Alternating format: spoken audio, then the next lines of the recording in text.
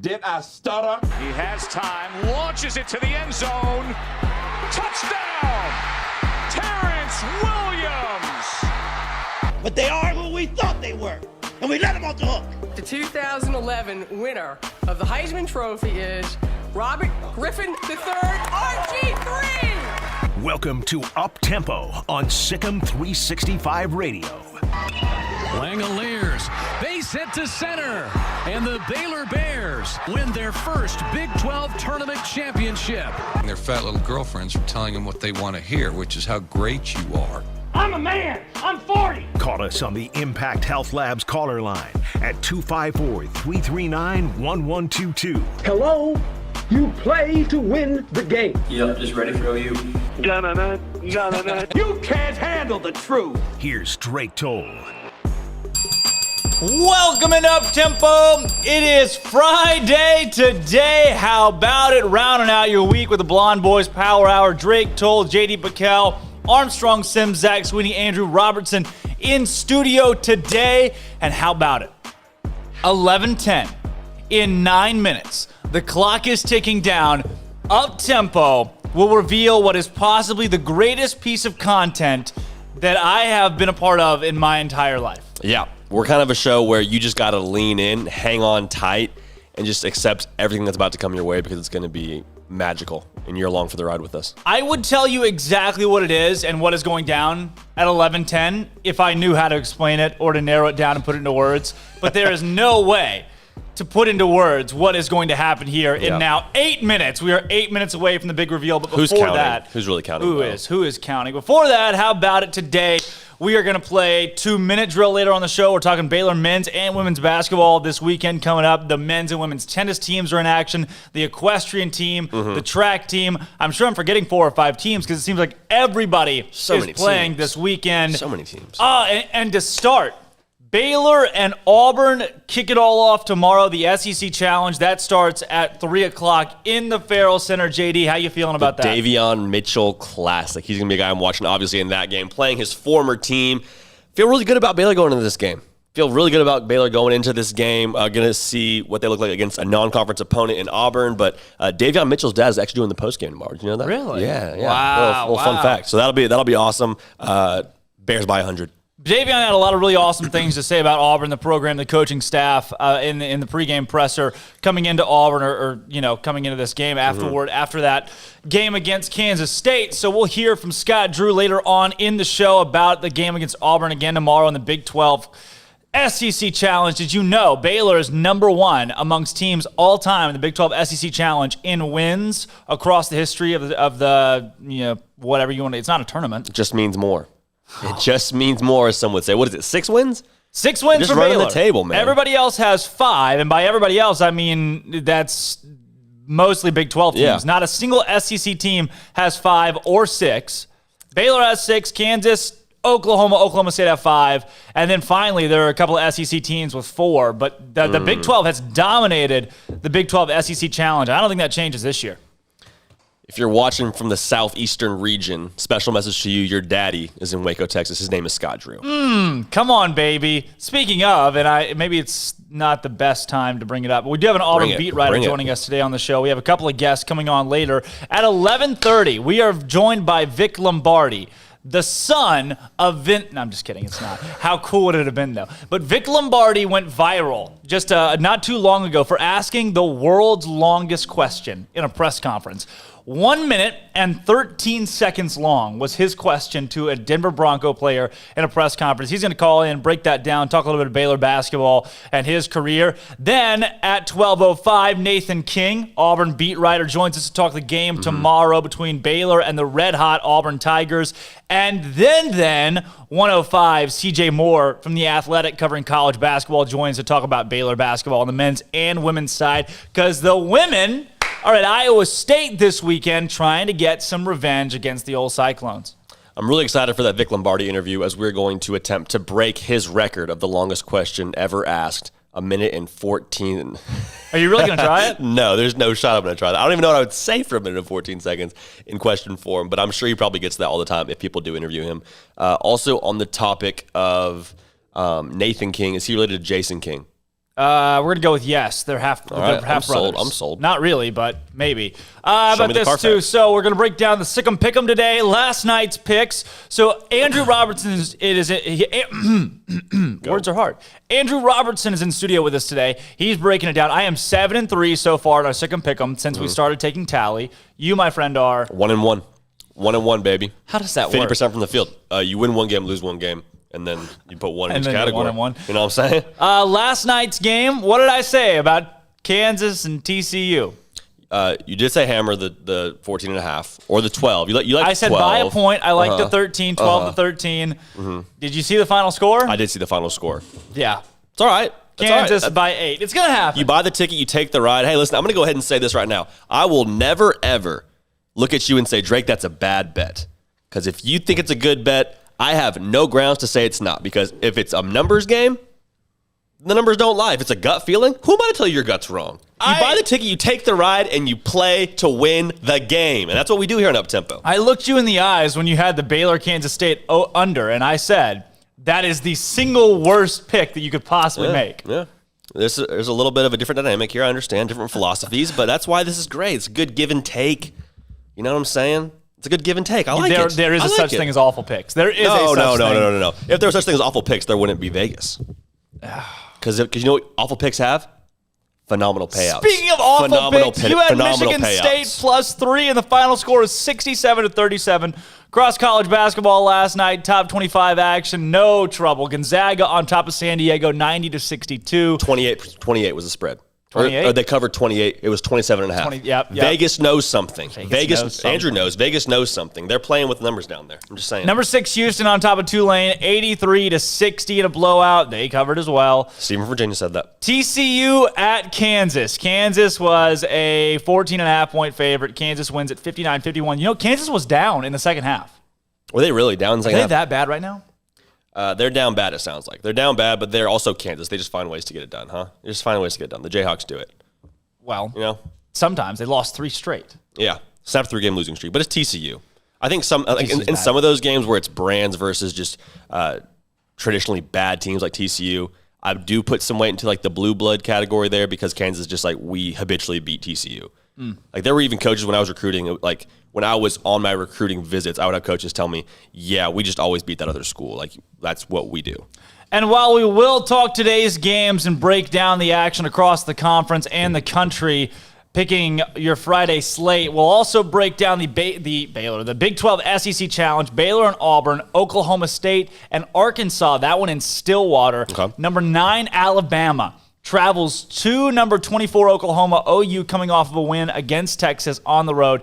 Texas A&M is playing at Kansas State. That is a game that I do not care about. That is a game that will be bad basketball. It's going to be a lot of teach tape for all the wrong reasons in that game. Coaches will pull that game up and say, hey, here's what you don't want to do. Texas A&M, Kansas State. You don't want to play like either of these teams in a basketball game. Not only that, Texas Tech, number 10 Texas Tech is playing at LSU. Florida is at number 11 West Virginia. I think both of those games could be interesting. LSU is 8-1 at home this season. Texas Tech number 10 in the country. And then TCU is at number 12 Missouri. That's one where you can circle TCU and say, hey, we probably don't want to play like TCU. Are any of those lines out for some of these games? No, the lines aren't out yet, but we're going to make... They're so late with those lines. I don't know why that is. They really are. We're going to make fake lines later on in the show and guess what we can guess out of that. And then how about my favorite possible matchup out of the SEC Big 12 Challenge at Kansas and Kentucky? What do you think about that one? Battle of the Blue Bloods, both pretty underwhelming programs this year. Kansas at Tennessee. What do you think about that one? I wish Kansas was playing Kentucky. That'd be fun. Tennessee was impressive to start the year. They've been lackluster as of late. It's an alliteration. I think Tennessee gets it done. I think Tennessee catches Kansas sleeping a little bit. If Kansas had lost to TCU, maybe that game goes differently. I think they're kind of feeling themselves a little too much after beating a pretty subpar TCU team. I think Tennessee gets it done. All right, so we'll break down yesterday's picks and how we did, and then we'll also preview today's picks and this weekend slate later on in the SicEm Pick'em. But we're rolling up on a monumental moment in up-tempo history. Earmark this as the day that everything changed.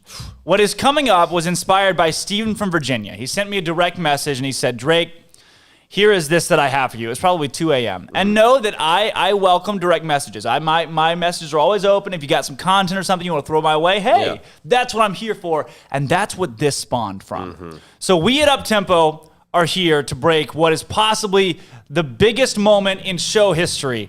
A video that will be posted on the site that you can share through the site, a video that will go up on YouTube that you can view for the rest of your life through YouTube. It will go up on podcast form. This right here is a piece of media that the world may never forget. It is 11:10 on the dot. Armstrong Sims, our producer, has his hand hovering over the red button, and our lives will never be the same.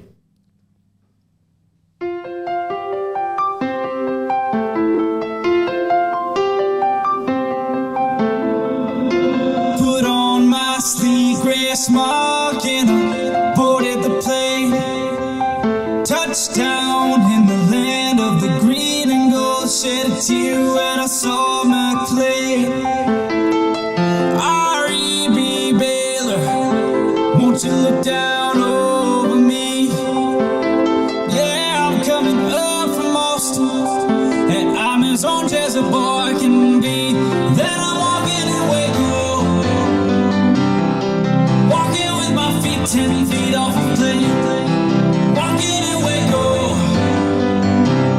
could anything go wrong today? Saw the ghost of Pat Neff on Baylor Avenue. Followed him up to the gates of Fairville, and I watched him walk right through. Oh, now David King did not see us as we went up to meet Scott Drew. And there's a pretty little ring for the bears to bring. That's what it goes on to. And I was walking in Waco, walking with my feet 10 feet off the plane. Walking in Waco, could anything go wrong today?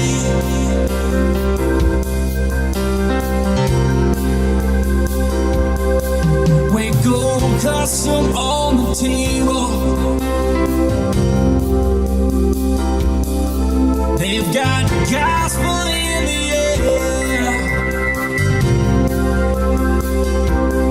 Then the Lord be glad to see you, and she'll let you touch the lambs.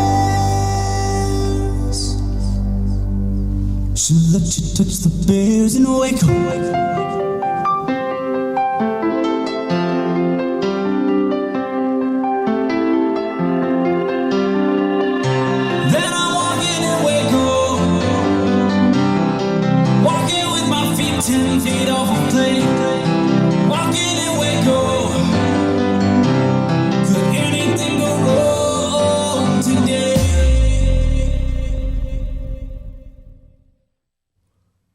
Wow. And that, ladies and gentlemen, is the most monumental thing to ever come out of Up-Tempo. It's number one hit, Walking in Waco. It's already got 1 million streams. Since we put it out, it's at 1 million streams already. That is revved up to go live on the SicEm365 YouTube page where you can watch that on loop. It'll be on the SicEm365.com forum where you can watch it as well.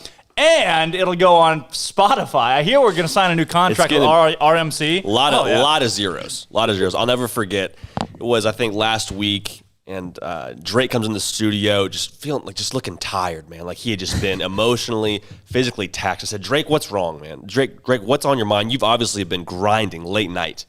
He said, man, I've been in the stew. I've been in the dojo for a while, and I haven't seen the light of day since I went in there after the show yesterday. I haven't come out since today. He said, I'm working on something big. I can't tell you right now, but I'm working on something big. And it lived up to all of the hype. It lived up to all the hype. Exceeded the hype. Mm-hmm. It took the hype and just threw it out the window. Walking in Waco, written by myself and Steven from Virginia, recorded by Sam Chapman. A big thanks to him for producing the song. And Walking in Waco is now out as...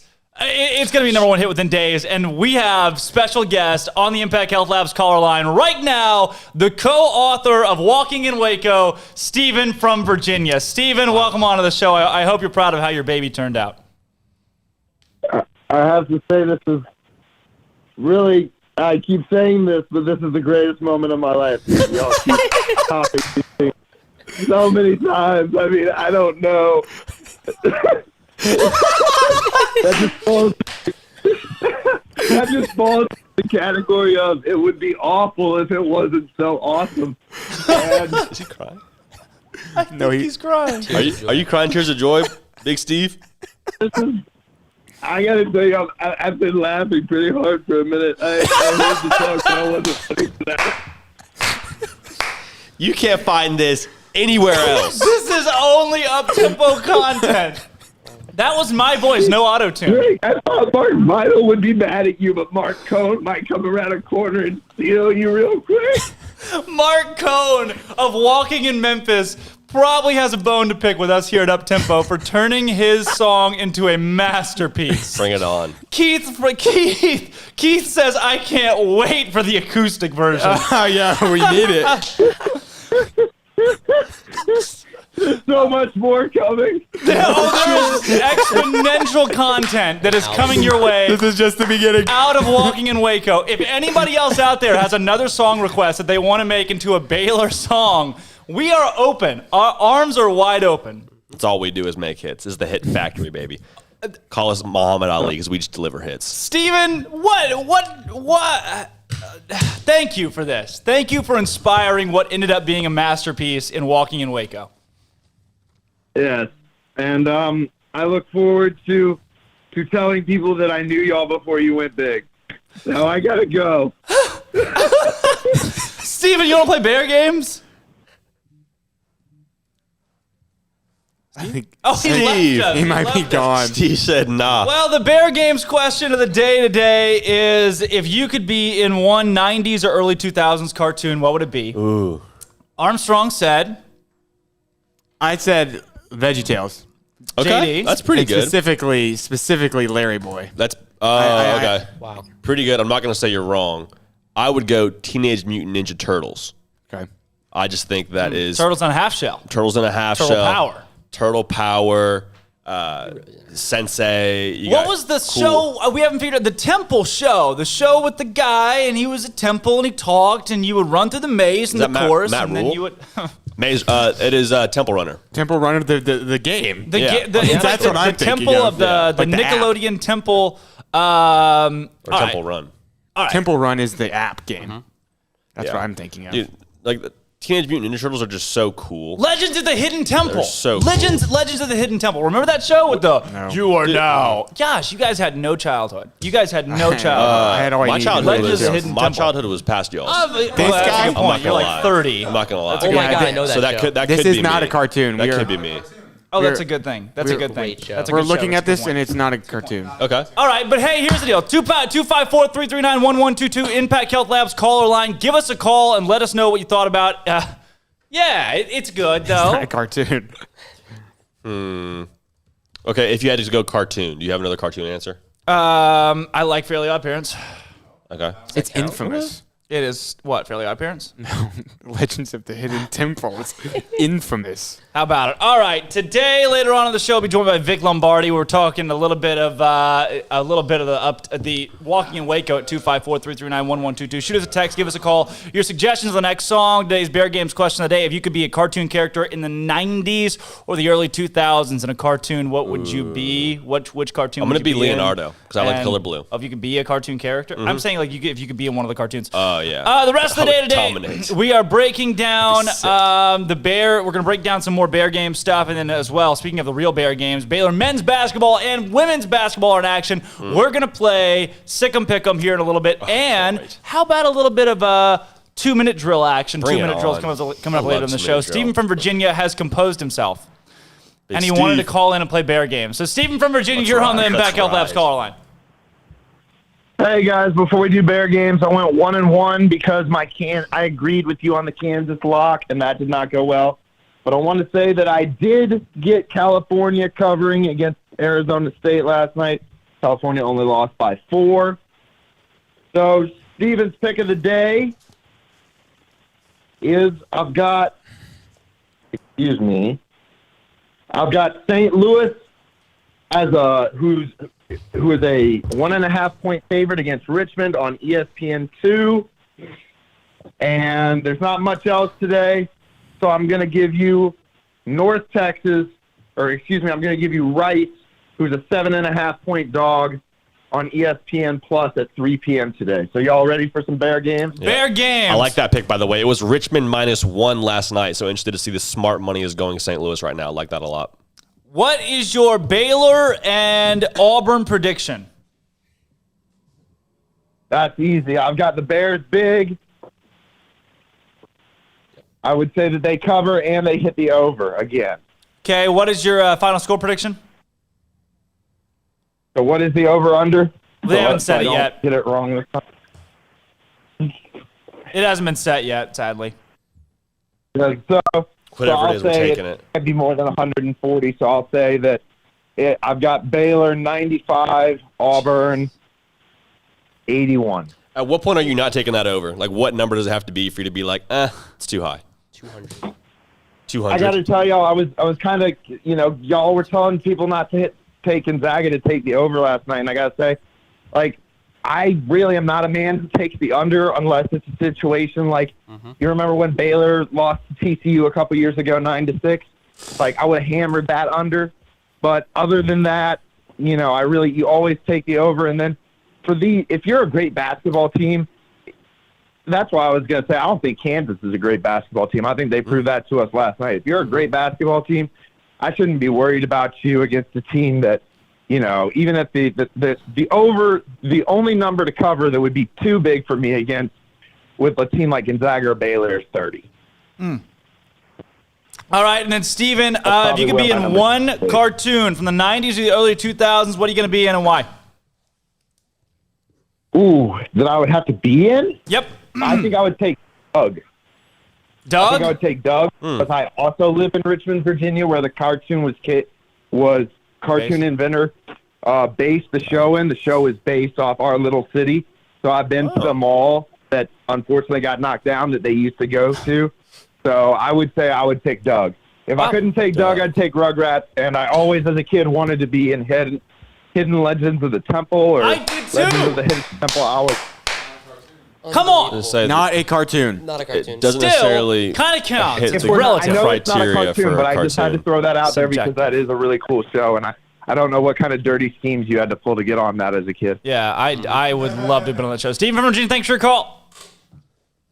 Later. Steven All from Virginia, right. he's going to like Richmond still -1.5. I think he said St. Louis -1. So I'm not sure what his Monopoly set has it at. But That's true. It could have it either one. How about, you can buy a point on it. Make it a pick 'em if you want to.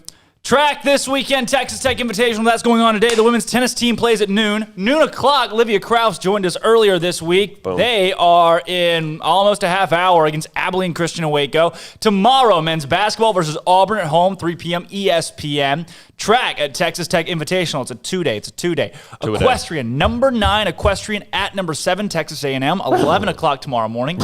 Bless you. Why are you the way that you are? Genetics, mostly. Same as everyone else. I hate so much about the things you choose to be. Genetics. I don't get to pick them. If I was in a room with you... So we've got Equestrian number 9 against number 7. Casey Maxwell, the head coach of the Baylor Equestrian team. Yeah, her alma mater is Texas A&M. She won 4 national championships there. They're playing at A&M tomorrow at 11. Men's tennis, top 25. They're number 15 in the nation, playing at number 4 Texas. And then on Sunday, what do you say you and I go? 4 p.m. I'm sold. Men's I don't know what it tennis is. I'm sold. Versus number 3 TCU, 4 p.m. in Waco. What do you say we go? You, me, and the dinosaur. I'm down. And then Michael Woodson? The 2021 national champions?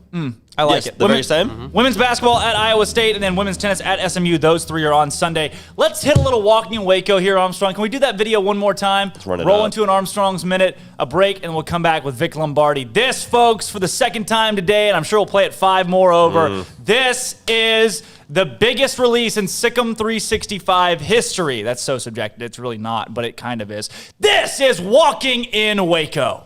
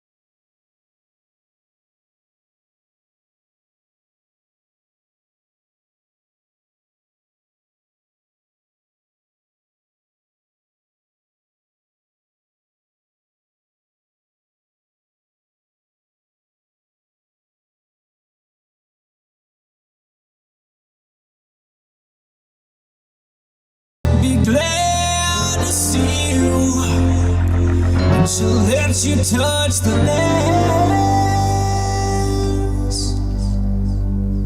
She'll let you touch the bears in Waco.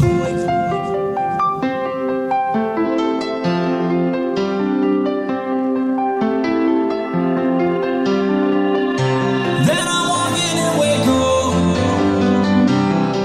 walking with my feet 10 feet off the plane. Walking in Waco, could anything go wrong today?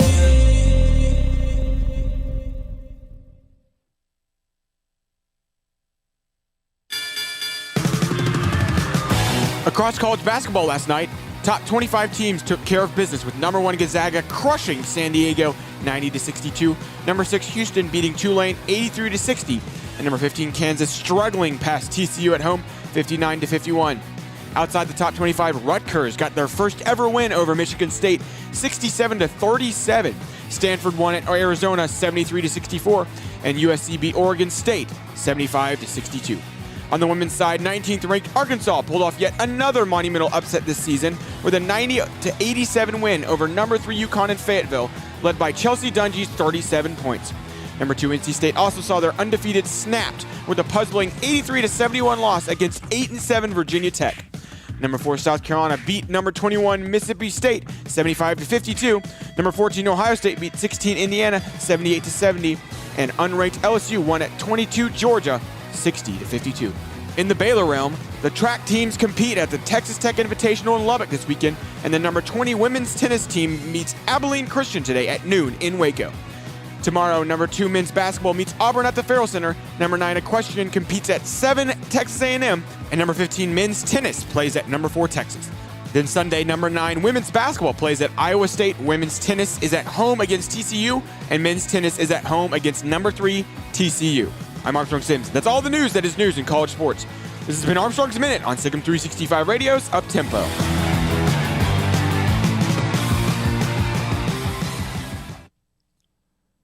All right, welcome back in the Petty Clinic Lit Bear. Words are hard today. Yeah, I've never been good. Friday, I've never everybody. Welcome back in the words. Petty Clinic Low T Bears Den today. We're going to be joined here in a second by Vic Lombardi. Vic Lombardi's a radio host in Denver, Colorado. Vic covers the Denver Broncos and everybody else out there, 92.5 in Denver. Vic made a splash in sports media when he asked the longest question in history. And then he decided to one-up himself by asking an even longer question. He asked a question that was 1 minute and 13 seconds long, and now Vic Lombardi is going to join our show here in just a second. But before he does that, we'd be remiss if we didn't show you folks at home what exactly we're talking about when it comes to Vic Lombardi asking the longest question of all time. Here is that clip.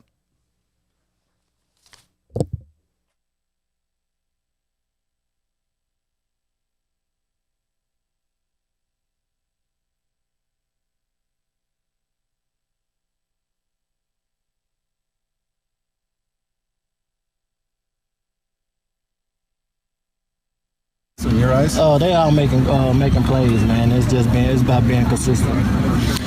Darren, when you look at where this defense is today, compared to where you were maybe a year ago in training camp, and how much you've come and how much you've improved in just everyday practice, and then maybe you compare it to other defenses that have been around, like if you look at the Bears defense from '85, maybe compared to the Ravens defense, the Tampa defense, other defenses that have really dominated.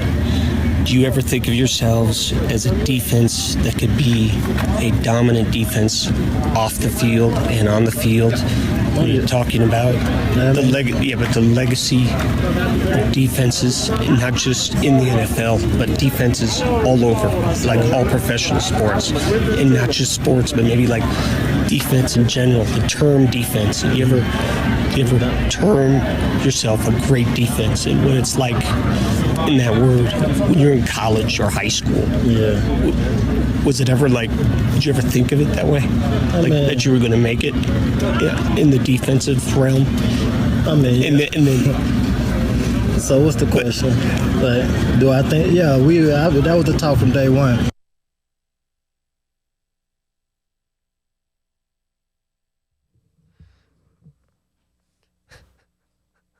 Take that, Olympians. Vic Lombardi breaking the record for the longest question ever asked. And now joining our show here on Uptempo, Vic Lombardi himself. Oh my goodness. Vic, you go viral with your longest question ever. We here loved it. Like that's the funniest thing. That was my clip of the week. And now here you are on Uptempo. Vic, thanks for joining us.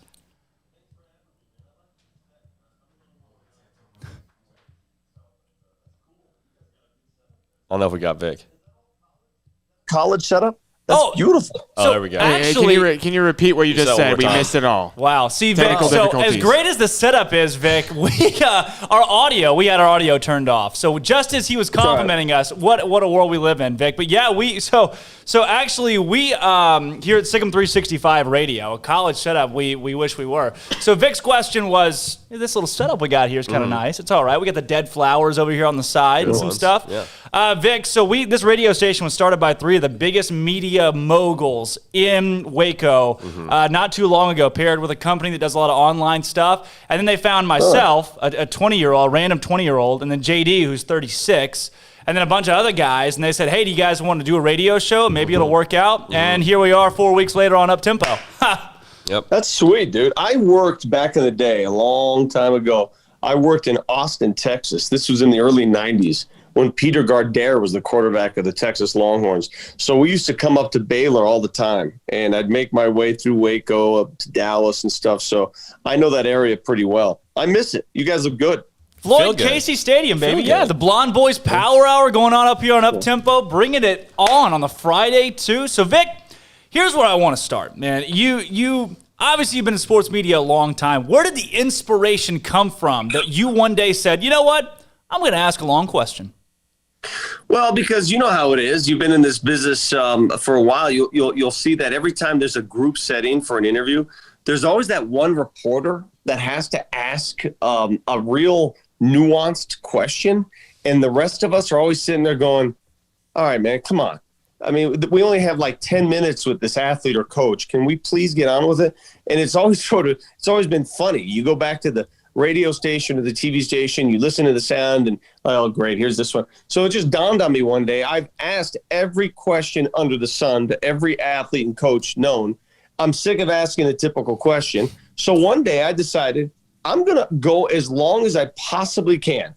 And I didn't have anything ready. I just said, I'm just going to keep talking and see how long this poor guy, Darian Stewart, was the subject. He was my victim that day.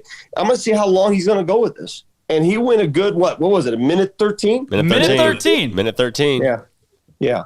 So that was it. My quest was to go as long as I possibly could to break a minute. And it's like trying to hold your breath underwater, right? You're down there. And then you're feeling strong at the beginning. First 20 seconds of that question, I felt strong. Then I started to waver at about the 40-second mark. And then you get to a minute, man, and you're just like, I don't know if I have anything left in the tank. And I got through those last 13 seconds with the grace of God. You went the distance. And we are all better for it. Sure. On a personal level, someone in sports media, Drake and I, starting out in sports media, more or less starting out. What is your story into your profession that you are finding yourself now in? Well, it's changed a lot. I mean, listen, when I first started, there weren't many opportunities because it was pretty standard. You either get a television job locally or you get a radio job locally. There weren't all these other opportunities. The internet didn't exist. You didn't have digital media. So I think today, it's such a wonderful opportunity for young folks who want to get into this because you have avenues. Man, you can make a name for yourself on your own with your own cell phone. You don't need the help of a TV network or a TV station. It is somewhat cumbersome because there are too many options today. But I wish I had this at the ready when I was getting into it because there weren't many doors to open back then. So tell me, Vic, when you asked that question, and you said you've asked almost every question under the sun, and you've heard, I'm sure, every question asked. When you asked that specific question, what was the reaction of the media members around you? Because it seems like everybody is decently annoyed. Oh, God, yeah. I mean, I'd be annoyed if they weren't annoyed. I would be angry if they were not angry. They should be angry. They should have been annoyed by that because it was a complete I took up their time. But there's a reason I did it. I did that for a reason. And, I've got a pretty good relationship with most of the media here in town. So I think they understood where I was going. So they may have been annoyed for that day. But after the fact, I think they understood where I was with that. Yeah, that's it. I would never try that, like in a new market. If I just showed up and I said, here I am, I'm going to do something stupid. You would never do that unless you know people around you. And I've been here long enough to do it. I was going to say, was there any follow-up conversations from some of your counterparts after that interview? Like, hey, Vic, you feeling all right? Or, hey, Vic, don't ever do that again. I need to get my bite. Yeah, there were a couple of people who came up to me and said, what, did you do that on purpose? I go, of course I did that on purpose. Do you think I'm that idiot? Yeah, I mean, there was follow-up questions there. But you have to understand, back in the day when you can interview an athlete in person, pre-COVID, right? Before you could do the Zoom thing. Yeah. There were like 4 or 5 interviews going on at the same time all over the field. So I only affected a certain amount of people. I didn't affect the entire group. Yeah, I mean, I was ready to pay the price. Didn't bother me. Tell me, too, since I've gotten to Baylor and been around press conferences and kind of the same thing where you've got 2 or 3 players around the room and everybody's sticking their microphone or their camera in their face and they're asking questions. And there's always that one guy that asks 6 questions in one, and it takes up about 45 seconds. And the coach or the player has zero idea which question to answer. They usually just pick one and it's a yes or a no. I get that you're making a point, but can you explain for those that are still curious, what exactly is that point? No point at all. I guess my point was just to see how long I could ask a question. I wasn't trying to set an example or anything like that. That was just out of pure frivolity for my own entertainment pleasure. I had no point at all. I just, I have a TV show I do here in town, and it's a weekly show, and I like to do things a little differently. I don't want to do the standard stuff, the standard Q&A. That was my point, to put something on the air that was different, I guess. Sounds a lot like us, Vic, if you will. Exactly. Yeah. Now, when it comes to that minute 13, right, do you ever get the itch to say, hey, man, I could go minute 15. I could go a minute 20. Dude, yeah, I mean, there's no doubt in my mind. It's not about asking the question. It's about getting an interview subject that is tolerant enough and patient enough to let you go. I mean, I could go, man. I can go 5 minutes if you want. But that person is this guy, think about it. Darian Stewart, one of the nicest human beings ever. Former Broncos safety. He was on that Super Bowl 50 championship team. To this day, every time I speak to him, talk to him, he talks about that interview because he couldn't believe how long. But you have to get someone who's nice. If you can you imagine trying that with a jerk? Can you imagine trying that with somebody who's short-tempered? I mean, it wouldn't even be funny. You have to find somebody who would tolerate you. Coach K. Yeah, asking that to Coach K as a student media member may not go. I think you'd die. You'd be dead or alive. No. You would be dead. You would be dead. So for you, and you talked about like doing things a little bit different. So we at Uptempo are in a market in Waco where we want to really just broaden the scope of sports media and make it something new and just crazy. A little bit out there. What are the keys to doing that? How do you make content that's just a little bit different that people fall in love with and keep coming back for? Well, it has to be content like, if you think something is funny, right, or if you think something is standard, or you don't like the way things are done and you want to do it your way, you throw it out there. And if people say, "Oh, that's pretty good. I can relate to that," then it worked. But if nobody can relate to it and everybody's like, "What the hell did I just see?" then it's just silly and stupid. So obviously, I did something you could relate to, right? Right. When you do creative content, when you put creative content together, you're going to have a lot of hits and a lot of misses. And you just got to find that niche. You got to find what works and what doesn't. That's all it is. It's like everyone's sense of humor. Not everybody's sense of humor is the same. All right. I could do something that I'm just belly roll laughing over, and I think it's the greatest thing. And some other dude or gal looks at it and says, "That is the dumbest thing I've ever seen in my life." It depends, man. You got to take your shot. If you don't take your shot, you got no chance. Yeah, those are very familiar sound bites you're giving me. That was stupid. That was the dumbest thing I've ever seen. Yeah. we've earned our fair share of that. Do you know how many times in my career, I'm 51 years old. I've been in this for a good 25, 26 years. Do you know how many times I've been told, yeah, that doesn't work. That's dumb. Or over under 7. Oh, I mean, 7. Try 70. It's just part of the deal, man. Again, if you're not willing to take chances, you're never going to get to where you hope to go. You have to take chances. Not everything has to be vanilla. Let the people that do vanilla handle the vanilla. You be you. Vanilla makers. Those are the ones you got to watch out for. So if not vanilla, then what other flavor, Vic? I love vanilla. Neapolitan?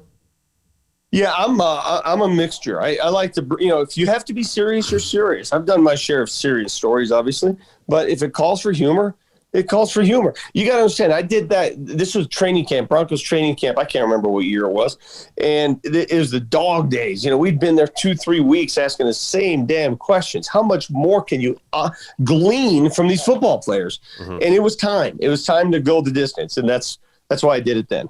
And so let me ask you this question then. What % of it in your decision-making with like, hey, this is creative content is, hey, I think this is funny. I don't really care what anybody else thinks versus, oh, this is going to blow up. What's the process there and what's the give and take? That's a great question. A lot of it is my circle of people that I work with. Like at that time, my photographer, maybe my editor. I'll talk to a couple of my friends among us, and I throw it off them. Hey, I'm going to do something today. What do you think? And if I get an eye roll or that's the dumbest thing you've ever heard, I may not engage.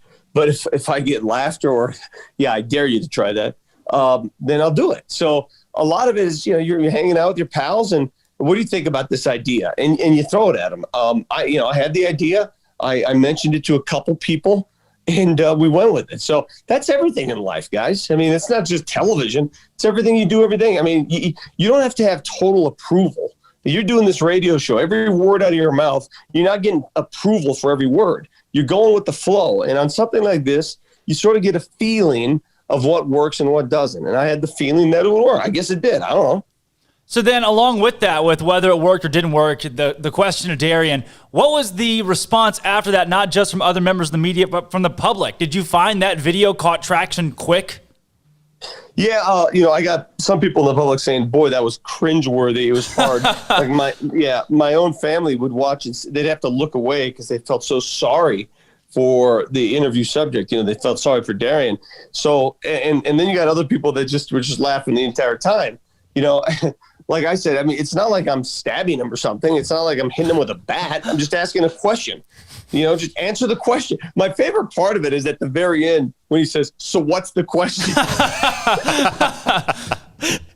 That's so awesome. Now, I'd be remiss if I didn't ask you this as well. The last name, Lombardi. The first name, Vic. Very close to Vince, if you were to say it quick enough. How much has that helped you, and how much conversation has that created having that last name? Yeah, a lot, actually. When I was still first looking for work as a young kid, as a matter of fact, I sent a tape up to Green Bay, Wisconsin, as a local sportscaster. And it's a God's honest truth, and I almost got the job. I was going to work for a TV station in Wisconsin, in Green Bay, that was located on Lombardi Avenue. So that would have been weird. But no, it did. Listen, my name's my name. Has nothing to do with Vince Lombardi, no relation whatsoever. My parents are right off the boat, but I've educated myself on the history of Vince Lombardi just in case I need to lie. I don't even have a boat. We did introduce you on the show as the son of Vince Lombardi, and I can guarantee you that a large portion of people. I'm not that old, dude. 51. You're spring chicken. Right. Vince just started late. That's how it goes sometimes. Yeah. How about this? And before we let you go, for anybody in sports media or just in general, it's getting into this game. What's your nugget that you give to everybody when they say, hey, Vic, you've asked the longest question of all time. Take that, Olympians. What's your advice? My advice for any youngster that wants to get in, ask questions, be proactive, provide content.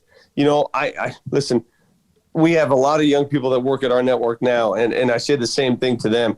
If this is what you want to do, be prepared to work for virtually nothing for a long time to get to where you want to go. You have to love it that much. I go back and I look at some of my first jobs, and it was pathetic how much I got paid. But I never considered it work, right? It was never work to me. This was love. This was my career. This was my life. So if you love it that much and you're willing to stick with it, go there. But you have to be proactive. You can't be shy and sheepish. Sheepish and lazy isn't going to get you anywhere, especially this business. Well, yeah, I'm good after that. Yeah. How do we get a blue check? Find me a brick wall. Find me a brick wall and a blue check. All right. Vic, before we let you go, too, we've got Bear Games. So we play on this show every day. Every caller, every guest is subject to just the weirdest questions that we can find. Today's, I got two of them, and I was going to give you the first one, but I am now just because I no holds bar.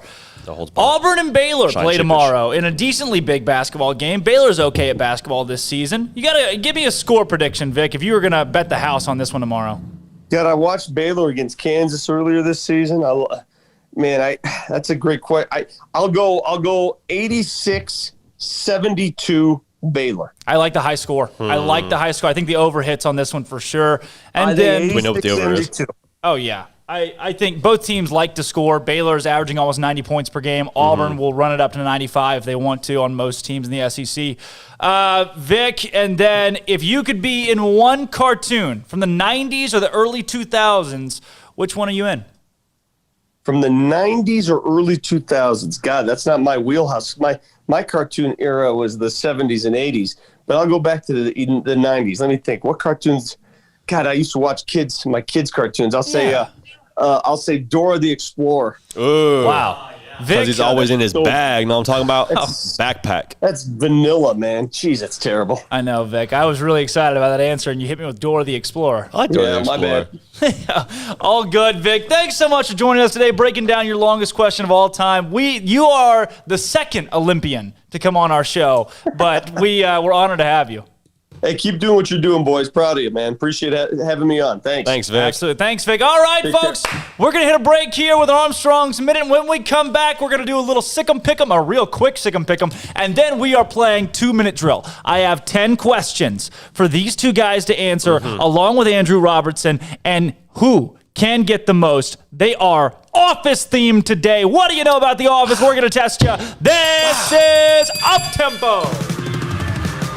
Across college basketball last night, top 25 teams took care of business with number 1 Gonzaga crushing San Diego 90-62, number 6 Houston beating Tulane 83-60, and number 15 Kansas struggling past TCU at home 59-51.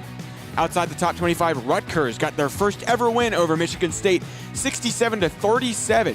Stanford won at Arizona 73-64, and USC beat Oregon State 75-62. On the women's side, 19th ranked Arkansas pulled off yet another monumental upset this season with a 90-87 win over number 3 UConn in Fayetteville, led by Chelsea Dungy's 37 points. Number 2 NC State also saw their undefeated snapped with a puzzling 83-71 loss against 8-7 Virginia Tech. Number 4 South Carolina beat number 21 Mississippi State 75-52. Number 14 Ohio State beat 16 Indiana 78-70, and unranked LSU won at 22 Georgia 60-52. In the Baylor realm, the track teams compete at the Texas Tech Invitational in Lubbock this weekend, and the number 20 women's tennis team meets Abilene Christian today at noon in Waco. Tomorrow, number 2 men's basketball meets Auburn at the Farrell Center. Number 9 Equestrian competes at 7 Texas A&M, and number 15 men's tennis plays at number 4 Texas. Then Sunday, number 9 women's basketball plays at Iowa State. Women's tennis is at home against TCU, and men's tennis is at home against number 3 TCU. I'm Armstrong Sims. That's all the news that is news in college sports. This has been Armstrong's Minute on SicEm365 Radio's Up Tempo.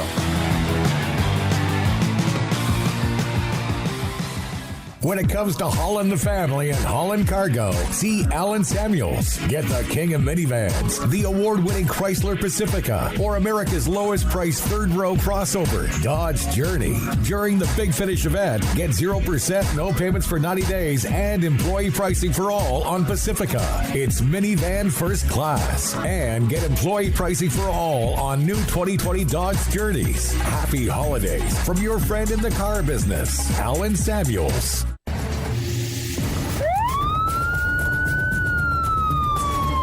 If you or a loved one or friend has been arrested and you can't afford bail, trust Terry and Chase Chapman at Chapman's Bail Bonds, covering Waco and McLennan County for over 25 years. Chapman's can bail you out anywhere with experienced, knowledgeable local agents who are committed to serving you professionally, respectfully, and with the highest integrity. Chapman's understands your privacy is important. Your freedom can be secured fast when you use Chapman's Bail Bonds. Open 24 hours a day. Payment arrangements available. Call Chapman's Bail Bonds. When you need help, 254-754-1603. When you ring, we'll spring. At Ideal MRI, we feel blessed to be part of the Waco community. We're a small family business here in Central Texas. At times like this, the cost of healthcare has never been more important. And unfortunately, significant illnesses and injuries still occur. And that's why Ideal MRI is open and here to serve you through this difficult time. So if you need an MRI, ask your doctor about Ideal MRI. You can schedule online in minutes at idealmri.com or call 833-IDEAL-MRI. One size fits all. That may be all right for an adjustable belt or cheap sunglasses, but when it comes to your financial needs, no one wants a one-size-fits-all strategy. Ben Erlinson, your Edward Jones financial advisor, knows that his most important goals are yours. That's why he takes the time to understand your needs, knowing you. That's how Edward Jones makes sense of investing. Ben Erlinson, 100 North 6th Street in Waco, 254-759-8533. Edward Jones, member SIPC. At At Baylor University, students find their place to shine. They're faithful friends and inspirational leaders. They're championship teammates and independent thinkers. They're on the cutting edge of high tech and in the halls of history. If you want to make the world a brighter place, you can. And if you want to shine in your own way, you can. The spark you need is already inside you. Bring it to Baylor, where lights shine bright. Learning to navigate life in the COVID-19 world has been a struggle, and where and how to get tested has been one of the biggest challenges. Impact Health Labs has your answer. If you need mass testing for your office, church, dormitory, or school, Impact Health Labs is who to call. They will come to you, conduct the testing at your location, and have the test back within 24 hours. Most major insurance accepted, meaning your out-of-pocket cost is low. So no more waiting by the phone for days to find out the results. Impact Health Labs was founded by 3 Army licensed and credentialed medical professionals. They believe in accuracy, efficiency, and doing the job right. Call 254-744-6233 to set up your group screening today. Impact Health Labs, on-site, prompt, and accurate, taking COVID-19 head-on. Again, that number is 254-744-6233 or online at impacthealthlabs.com. Welcome back to Up Tempo on SicEm365 Radio. Yes, I love technology, but not as much as you see. But I still love technology. Always, forever. Call us on the Impact Health Labs caller line at 254-339-1122. For your company's mass COVID testing, log on to impacthealthlabs.com. Now back to the Bears Den with Drake Toll on SicEm365 Radio's Up Tempo. From Baylor Take on your lunch break. Welcome back into the Fanny Clinic Low T Bears Den. That's the single longest intro. Yeah, yes, take that, Olympians. Baylor Bears. But not as much as you see. I need to try to put together like a minute 20 intro, like the longest intro. The longest intro of all time. Yeah. All right. Do we have the Go for 2 music? It's not Go for 2. It's 2-minute drill. Gosh dang it. Why am I like this? Is it college rules or pro rules? Because after a first down, the clock will stop, which is very important for any team. I wake up every week knowing that this will be a thing. This right here. 2-minute drill. Let's go. Today is The Office. The questions are focused around The Office. I will put 2 minutes on the clock. I will ask all 10 questions, and then we'll poll the room between Armstrong, J.D., and Andrew Robertson on what exactly the answers to these are. Oh, gosh.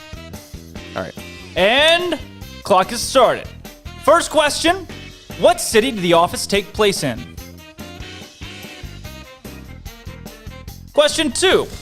Who is the actor that played Michael Scott? Are you feeding answers over there, Zach? I don't even know. Sneaky Zach. Question 3. Because he murdered the age game yesterday. Where did Andrew Bernard go to college? What are these questions? Are they easy?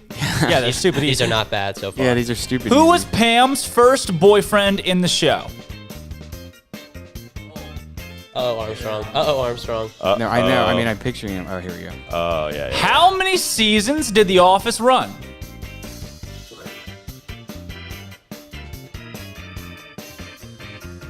All right. Which male character did Michael Scott kiss? Season 3, episode 1. I remember the episode. I know the episode. Are you sure it's season 3? Yeah, season 3, episode 1. It's early. Extra point for last name. Tiebreaker goes last name, yeah? I think it's season 2. Tiebreaker for last name? Sure. Whoa. Yeah, tiebreaker for last name. I think we're all going to be pretty close. I'm going to challenge you on the Which character is a real-life NFL cheerleader? She was a real NFL cheerleader before being on the show. Wow. That's a good one. Yeah, now we're all like, yeah. Hurry and guess character. We're clicking down. Who killed Angela's cat? Question number 8. Who killed Angela's cat? Question number 9. What was the single most expensive scene on the show? Single most expensive to shoot. And then question number 10. What temperature did the set have to be at all times? Closest to guess what temperature it was on the set at all times wins. And time! Timer has gone off. Let's roll through these. I feel like the questions that were like behind the scenes, I don't know. But if you would ask like, what They got steeply what harder. stuffed character does Dwight have sitting on the file cabinet next to his desk, like random stuff like that, I would have known. No way. But as far as like... Right, where the goal is for you not to know this. Yeah, the last but like... one is the last question. The question's about like you have to do research, not just watch the show. Those are the ones I don't know. 9 of these are just watch the show. 1 is research, and the only 3 is research. Oh wow, let's see. All right, but let's roll through Which city? Scranton, PA. Scranton, PA. 2 hours from Ithaca, Who New York. played Michael Scott? Steve Carell. Nice job. Where did Andy Bernard go to college? Greatest university in the world. Cornell. He Big went Red Bear. Cornell. Big Red Bear, baby. Big Red Bear. It's all Big Red Bear. Who was Pam's first boyfriend, JD? It's gonna be Roy. All right. How many seasons did the show run for, Andrew? 9. 9. Oh my goodness. Which male character did Michael Scott kiss? It's definitely Oscar. It's Oscar. Oscar, last name Martinez.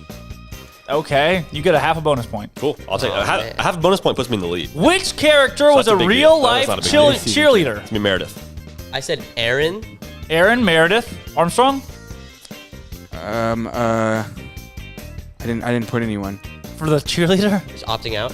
You're opting about out of Aaron? the cheerleader question. It is not. It is Phyllis. Oh, Phyllis I was an would've NFL guessed that. cheerleader. Yeah. Who killed Angela's cat? Dwight. Dwight. What was the single most expensive scene on the show? I said the wedding. The wedding. I said the watermelon from the roof. Watermelon from the roof. Oh, you know what? Casino night. It was the proposal. They had to make it fake rain at the gas station. Got All it. that. The proposal was the most Got it. expensive scene.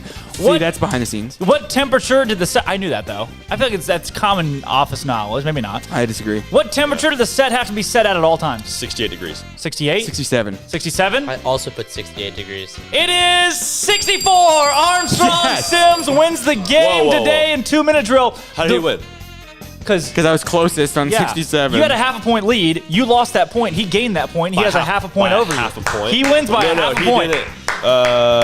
Yeah. You were all tied. See, until there was 3 behind the scenes questions there. So the reason it was at 64, which is god awfully cold, Steve Carell had overactive sweat glands, and it would ruin scenes if the set was any hotter than 64 degrees. Sticky. All right, SicEm Pick'em. Do you have anything? Let's roll. I got Sick 'em Pick'em. Yeah, we got a guest coming on at 12:05. So give me your I hot can shots. roll through Sick 'em Pick'em. Yep, roll through your picks today. Okay, you know what? First things first, we're gonna go ahead and bet. If you're gonna bet in bunches, you're gonna bet odd Monopoly money. numbers. You're gonna bet odd number bunches. Monopoly money. You know why? Because nobody likes to go even on units. Even if you're even on units, you're probably down $1 or $2 Monopoly wise, which is just no fun. You play to win the game. You play to go up. You play to go down. You don't want to go down $1 or $2. Here's the thing. Don't fall in love with the payout. Parlays are awesome. If you want to bet parlays, bet them even if you want, but don't fall in love with the payout because that's going to be something that is overly enticing. Always bet parlays. You can. You definitely can. I'm not saying you shouldn't, but Or I'm saying bet be $10 weird. straight and win $11. Yes. Bet a $10 parlay on 2 teams you're confident in and win 30. Or you would lose both of those, and then you bet 3 games, and you're up if you win 2 of those. That's my logic. I'm not saying I'm right or wrong. This is my advice. I lost less Monopoly dollars last night betting parlays than I would have if I bet straights. I'm just telling you what my experience has been over 2 years of Monopoly betting. And I'm sharing mine after 5 days of Monopoly money I love betting. it. I love it. No, I'm not saying anyone's wrong. I'm just saying this is my own advice. Here we go. Colorado State, money line against Boise State. Colorado State just played Boise State like 2 days ago and destroyed them. Right now, it is Boise State minus 1.5. Makes no sense to me. That's a pick'em. It's 78-56. Is it down to a pick'em now? Basically. Okay, so I like Colorado State in that game, and I like them, even if Boise State's favored, I like Colorado State money line. Also interested in that under. It's 146 right now. The total was 134 last time they played. Iowa +2 versus Illinois. They're at Illinois. Here's the deal. Luka Garza is just the best player in the country. Illinois has not been very good. He's the best player in the country. I don't know why Illinois is favored in this game. I think Vegas knows something, which makes me kind of weary of They're that. at So I home. think if it could be a 1-point game or something like that. I'm not doubting that Illinois wins the game. I think Iowa's the better team, but in this game, I think Vegas knows something. I like Iowa +2. Here's the pick that I am most confident about. Steven from Virginia called in as well. St. Louis money line against Richmond. Richmond is -1.5 right now. St. Louis is ranked 22nd in the country. They played a better schedule. St. Louis is only allowing 65 points a game. Here's the kicker for me, rebounds. St. Louis is averaging 37 rebounds a game. Richmond is averaging 29. I think that tells the story. You win the glass, you win the game. I would do all three of those. Probably not parlay them. I'd bet them all straight. Again, Colorado State money line, Iowa +2, St. Louis money line, all pretty close spreads, but I like those picks. This is brought to you by Cuts Clothing. They have the best shirts, and I'm wearing one of their shirts right now, and it is probably my favorite shirt in the whole game. Cuts Clothing, SicEm Pick'em. JD Pickell, pick no L's.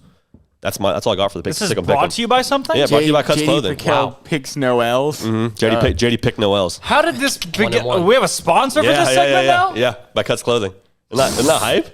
Did they give you that shirt? They did, but it might be something else next week if they stop giving us shirts. I don't know. We're just going to roll through it. They didn't give me anything or anyone else in the studio. Yeah, I don't know. JD pick no L's, up-tempo, SicEm Pick'em. 1-1. We can do something about that. JD We'll talk to pick him. no L's. We'll talk to him. Wow. All right, I'm Drake Toll. That's JD Pick Noels, Armstrong Sims, Zach Sweeney, Andrew Robertson. We're going to hit a break.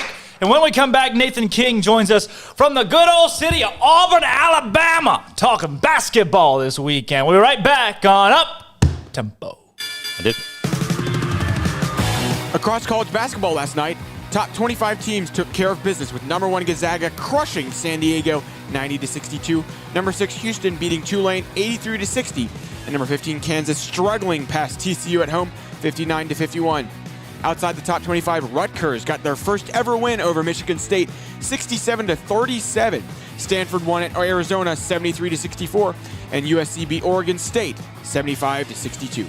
On the women's side, 19th ranked Arkansas pulled off yet another monumental upset this season with a 90-87 win over number 3 UConn in Fayetteville, led by Chelsea Dungy's 37 points. Number 2 NC State also saw their undefeated snapped with a puzzling 83-71 loss against 8-7 Virginia Tech. Number 4 South Carolina beat number 21 Mississippi State 75-52.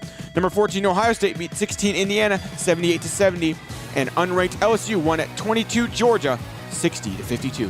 In the Baylor realm, the track teams compete at the Texas Tech Invitational in Lubbock this weekend, and the number 20 women's tennis team meets Abilene Christian today at noon in Waco.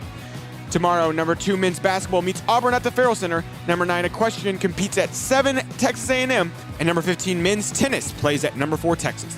Then Sunday, number 9 women's basketball plays at Iowa State. Women's tennis is at home against TCU, and men's tennis is at home against number 3 TCU.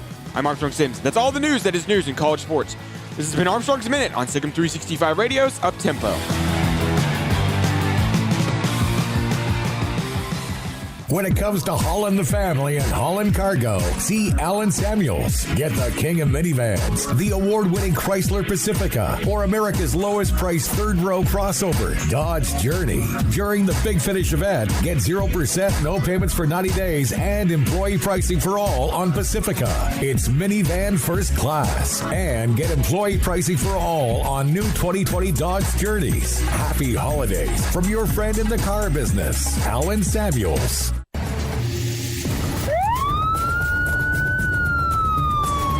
If you or a loved one or friend has been arrested and you can't afford bail, trust Terry and Chase Chapman at Chapman's Bail Bonds, covering Waco and McLennan County for over 25 years. Chapman's can bail you out anywhere with experienced, knowledgeable local agents who are committed to serving you professionally, respectfully, and with the highest integrity. Chapman's understands your privacy is important. Your freedom can be secured fast when you use Chapman's Bail Bonds. Open 24 hours a day. Payment arrangements available. Call Chapman's Bail Bonds. When you need help, 254-754-1603. When you ring, we'll spring. At Ideal MRI, we feel blessed to be part of the Waco community. We're a small family business here in Central Texas. At times like this, the cost of healthcare has never been more important. And unfortunately, significant illnesses and injuries still occur. And that's why Ideal MRI is open and here to serve you through this difficult time. So if you need an MRI, ask your doctor about Ideal MRI. You can schedule online in minutes at idealmri.com or call 833-IDEAL-MRI. One size fits all. That may be all right for an adjustable belt or cheap sunglasses, but when it comes to your financial needs, no one wants a one-size-fits-all strategy. Ben Erlinson, your Edward Jones financial advisor, knows that his most important goals are yours. That's why he takes the time to understand your needs, knowing you. That's how Edward Jones makes sense of investing. Ben Erlinson, 100 North 6th Street in Waco, 254-759-8533. Edward Jones, member SIPC. At Baylor University, students find their place to shine. They're faithful friends and inspirational leaders. They're championship teammates and independent thinkers. They're on the cutting edge of high tech and in the halls of history. If you want to make the world a brighter place, you can. And if you want to shine in your own way, you can. The spark you need is already inside you. Bring it to Baylor, where lights shine bright. Learning to navigate life in the COVID-19 world has been a struggle, and where and how to get tested has been one of the biggest challenges. Impact Health Labs has your answer. If you need mass testing for your office, church, dormitory, or school, Impact Health Labs is who to call. They will come to you, conduct the testing at your location, and have the test back within 24 hours. Most major insurance accepted, meaning your out-of-pocket cost is low. So no more waiting by the phone for days to find out the results. Impact Health Labs was founded by 3 Army licensed and credentialed medical professionals. They believe in accuracy, efficiency, and doing the job right. Call 254-744-6233 to set up your group screening today. Impact Health Labs, on-site, prompt, and accurate, taking COVID-19 head-on. Again, that number is 254-744-6233 or online at impacthealthlabs.com.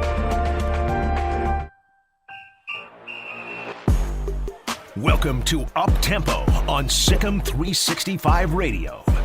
Up tempo on your TV. Now you're watching. Your boss walks by, says, "What's that?" And you say, "Well, it's up tempo." And he's like, "Oh, well, that's kind of cool." Yeah, it's kinda and then cool, your boss watches it with you. Yeah. You get a raise. You become your boss. Yes. You own the company. And you find out your boss is, in fact, Baylor Bigfoot. It's only money. It's only money, baby. It's only money. Welcome back into the Petty Clinic Low T Bears Den. I am Drake Toll. That's Armstrong, Sims, Zach Sweeney, Andrew Robertson in studio today. Talking Baylor and Auburn tomorrow. A big-time matchup in the Farrell Center. What could be a top 25 matchup. And really, Auburn, they deserve to be in the top 25 if the AP poll came out today. We're now joined by Nathan King, especially after their win against Missouri. Nathan, what do you look for in tomorrow's game that really jumps off the page to you? Yeah, first of all, thanks for having me, guys. Just the fact that Baylor is so talented defensively. I mean, I don't remember exactly what the list was yesterday, the midseason defensive player of the year, whatever they called it. But Baylor was the only team with more than one guy on there, and they had 3 different players. So obviously a lot of Auburn fans are really excited to see Davion Mitchell. Again, they've been kind of watching his, Auburn fans, they can barely be asked to watch other SEC basketball teams. They don't really watch the Big 12, but they really liked Davion Mitchell when he was here as a freshman. And just his rise at Baylor has been incredible because he really had no offensive game when he was at Auburn, really kind of a defensive specialist, and he has grown into a phenomenal player there at Baylor. So those are probably the 2 biggest storylines that Auburn fans are looking out for. Defense for Baylor being the number one thing. I don't think Auburn has played a team as strong as this. I mean, Baylor could be the best defensive team in the country. I don't think they've played anybody as strong as this on the defensive end of the floor. And so you're going to kind of be met with both of those forces because, like you mentioned, Auburn has been playing a lot better recently, and their offense has been kicking into high gear under Sharife Cooper. Tell me, with Davion Mitchell, and you talked about Auburn fans and reaction. He spoke to media less than a week ago about how he still talks to a lot of the players and coaches around the Tigers program. Is that a situation where they're still rooting for him actively, or is it kind of a Kevin Durant bad guy relationship between him and the Auburn Nation? Yeah, again, Auburn fans are just now figuring out how to watch basketball. It's a big football school, but Bruce Pearl obviously. You're telling me TV made it to Auburn, Alabama? They're doing that now? It's pretty nice. We've had it a few weeks now. Yeah, so they're just figuring out how to watch other basketball teams that are not the Auburn Tigers. And so Davion Mitchell has been one of those guys that, look, he gave Auburn a great year as a freshman. He gave them all he could. And yeah, it doesn't surprise me that he said that, because one of the hallmarks of Bruce Pearl's teams at Auburn, it seems like it's a bunch of high character guys that all really like playing together. It's just been a bunch of fun teams over the past few years. So it's not surprising that he made some good relationships while he was here and continues to communicate with those players and coaches. You know, you got an Auburn team that's won 4 out of the last 5. The lone game they've dropped since January 13th is a 2-point loss at Arkansas, who plays so well at home. Does it feel like this Auburn team has a road kryptonite, or do they play pretty much the same whether it's at home or on the road? That's changed since the beginning of the season. They were such an inexperienced team. By some metrics, they're one of the most inexperienced / youngest, whatever you want to call it, in the country. And so really over the first few games of the season, it was a tough ask. You know, they lost at UCF. They lost the neutral site game to Gonzaga. Obviously, everybody loses to Gonzaga, but it's interesting now to see the difference between that game, which was against the number 1 team in the country.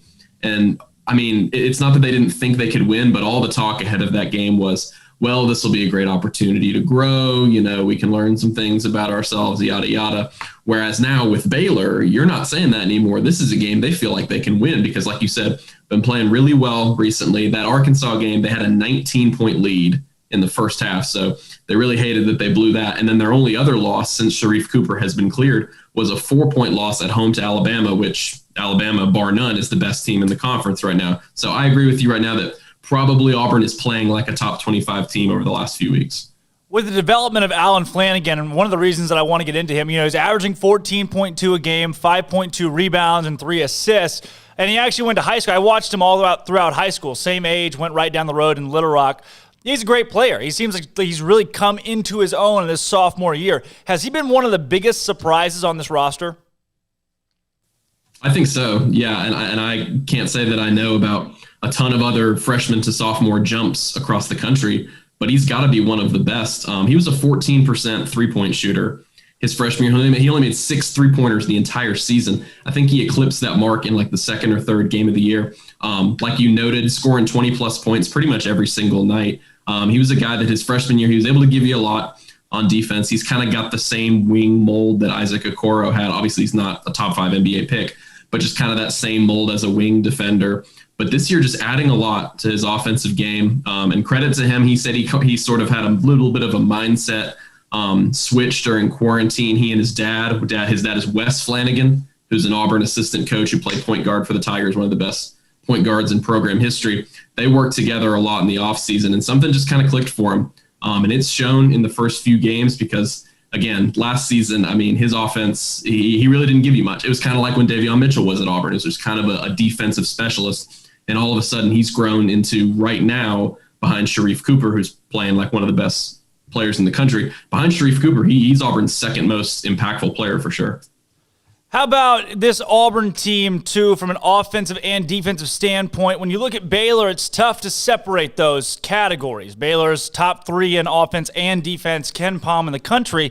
For Auburn, is there one strong suit where you say, okay, Auburn is a offensive team, period, or Auburn's a defensive team, period? Where do you draw the line with those two? Probably offensive team right now, just because, again, I've said Sharif Cooper in every single answer, but that's just because he completely changes the complexion of what this team is as a facilitator and a ball handler, and a guy who really changes what Auburn's able to do on offense. So right now, just because of the assist rate the team has right now, they've had a couple of their best assist games in conference play in like the last 4 years, and they've had those games over just the past week or so.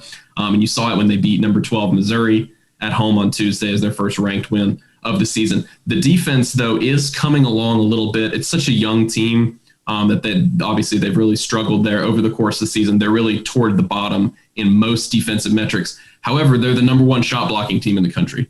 They've blocked the most shots of anybody. I think they're number 6 in the country in block rate. And I think they block a shot like 1 out of every 11 defensive possessions or something like that. So they're going to take their lumps. They're really young. They're really inexperienced. But I will say, again, on the defensive end of the floor, super athletic. Bruce Pearl's been able to recruit some really athletic prospects over the past few years, and that's starting to show over the course of the season as they're getting to rim protect more often. It was a Baylor team last year that started off with kind of, I don't want to say they were inexperienced by any means, but they had yet to play together in a cohesive way, and it took a long time. They dropped a game in Alaska against Washington where they blew a 15-point lead. After that, they went on to win 24 straight games. They picked up their game in the non-conference and then swept through the Big 12 for such a long period of time. And almost everybody's back from that team. Baylor is older than the Chicago Bulls right now across the board. Does it feel like when you got the seniors versus the juniors and the age gap between these two teams that's going to be a factor?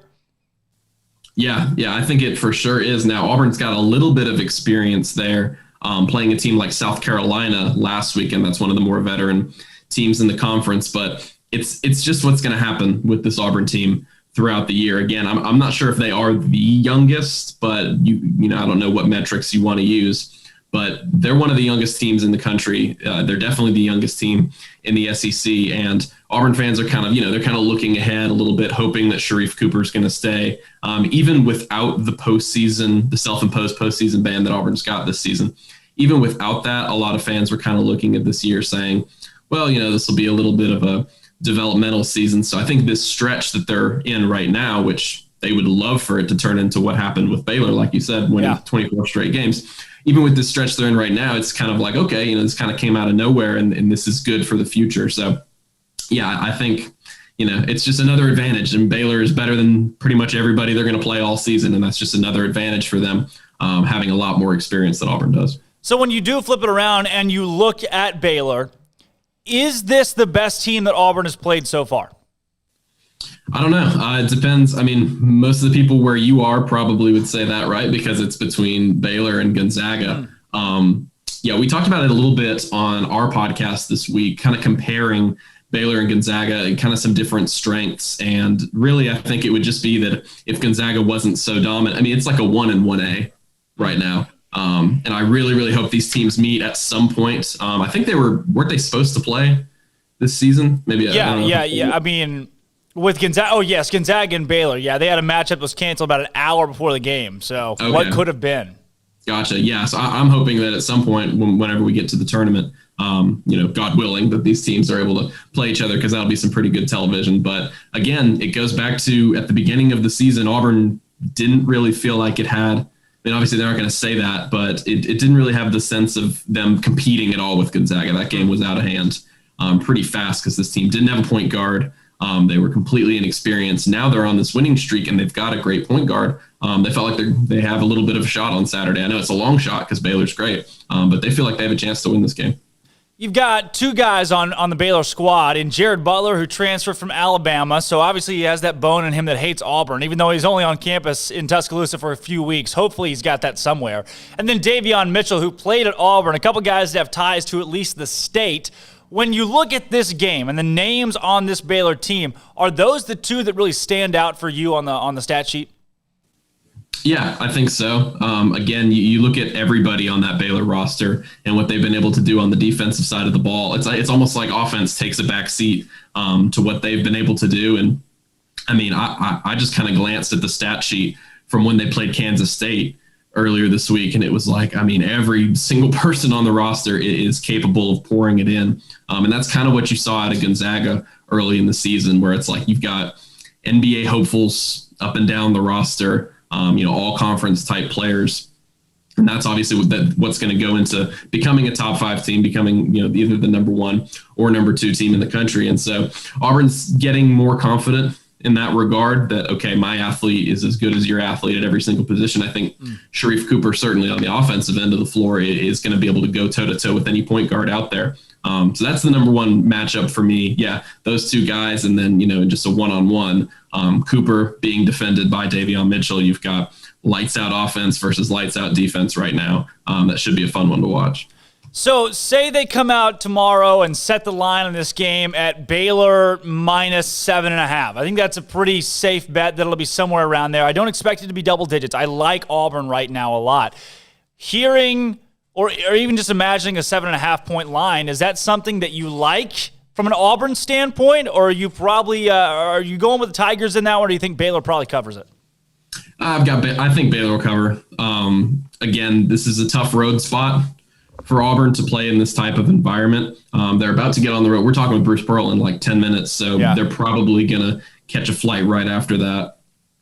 Like you said earlier in the show, they don't play as well at home as they do on the road. I know crowds aren't the same this season, but they still get that same energy from Auburn Arena that they've had the past few seasons. And I mean, they're playing a lot better. They're playing their best basketball of the season based on what I saw from Baylor this week and what I've kind of seen from them this season. I don't really see Auburn being able to come out of here with a win. And I feel like I pushed that line a little bit because I feel like this would be a kind of maybe for Auburn in a best case scenario. It's a game that is around that spread at the end of the game, and then Baylor's kind of able to pull away with all their talent down the stretch. Yeah. What about this, too? I'll end it for you here. Over under 148 in tomorrow's game between Baylor and Auburn. Hopefully over. That's a good line. That's a good number. I'll have to push the over. Just because I think that honestly, it's going to depend a lot on how well Auburn shoots from 3-point range. They only made 6 3-pointers against Missouri, but that's kind of their bread and butter. Bruce Pearl's never going to tell them to stop shooting it. That's just not what he does. It doesn't matter how cold they are. They're going to keep on firing. And so if they come out ice cold, and I know Baylor's great at defending the 3-point line, if they're not able to get it going, then I'd probably shoot the under. But right now, with how well this offense is moving, with how well they're able to kind of move the ball around the perimeter and get some assists led by Sharif Cooper, I'll say the over. Why not? Hopefully it turns into that kind of a entertaining game. Nobody likes the under. The under is never fun. The over is always what you wanted to hit. So, and who bets the under? We had that conversation earlier today. Who bets the under? Come on with it. All right. But really, Nathan, is there anything else from your standpoint that you see in this game that you think, okay, this right here is something that I'm circling as a storyline number one that you'll be watching for? Yeah, I mean, the number one thing past Mitchell going against Cooper, again, I just think that's the number one thing I'm going to have my eye on that's going to be the most fun. Auburn's bench has been a big kind of unsung reason for the way they've been performing over the past few games. So whenever, super talented guys in the starting lineups on both sides head to the bench, I'll be interested to see how Auburn's guys perform because guys like Chris Moore, somebody to keep an eye on, a guy named Stretch Akingbola against Missouri. He had 5 blocks in 8 minutes. It's just ridiculous productivity. Yeah. And so if they're able to get some numbers from those guys again, I think you're going to have a situation where, just because Sharif Cooper goes to the bench, maybe Baylor isn't able to extend that lead. But if they're not, if Baylor sort of wins that matchup, I see this as a game where when Cooper does go to the bench, when that offense falls off a little bit, Baylor's just going to be able to kind of ride that momentum and probably carry away with the game. Well, Nathan, thanks so much for joining us today and giving us a glimpse inside of Auburn and what the team looks like there in Auburn. For me, this is Baylor's toughest matchup that they have seen in a while because they have yet to play a team that's really hot. Auburn seems like they're clicking right now on most cylinders, if not all, whereas Baylor has seen an okay Kansas team that's still trying to figure some things out, a really bad Kansas State team.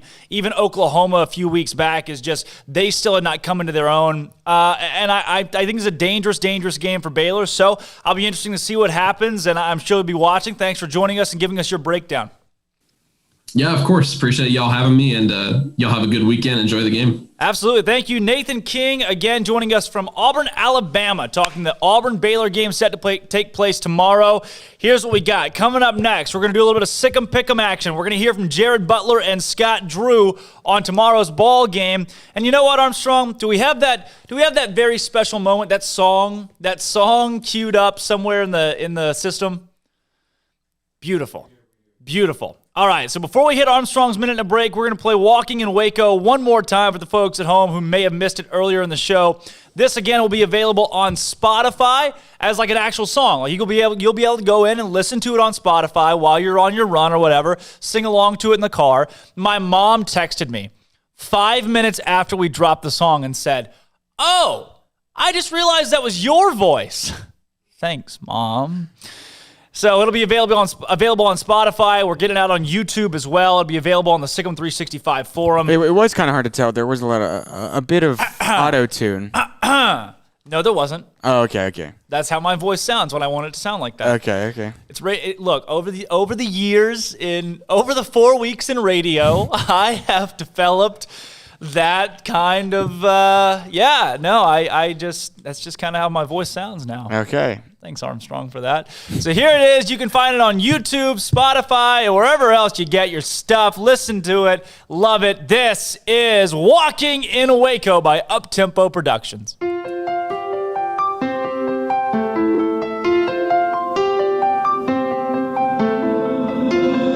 on my sleek gray smock and I boarded the plane. Touchdown in the land of the green and gold. Shed a tear when I saw my play. R.E.B. Baylor, won't you look down over me? Yeah, I'm coming up from Austin, and I'm as orange as a boy can be. Then I'm walking in Waco, walking with my feet 10 feet off the plane. Walking in Waco, could anything go wrong today? Saw the ghost of Pat Neff on Baylor Avenue. Followed him up to the gates of Fairville, and I watched him walk right through. Oh, now David King did not see us as we went up to meet Scott Drew. And there's a pretty little ring for the Bears to bring. That's what it goes on to. And I was walking in Waco, walking with my feet 10 feet off the plane. Walking in Waco, could anything go wrong today?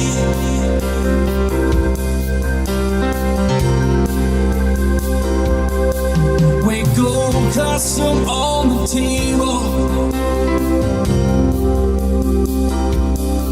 They've got gospel in the air. Then the Lord be glad to see you, and she'll let you touch the lambs. She'll let you touch the bears in Waco.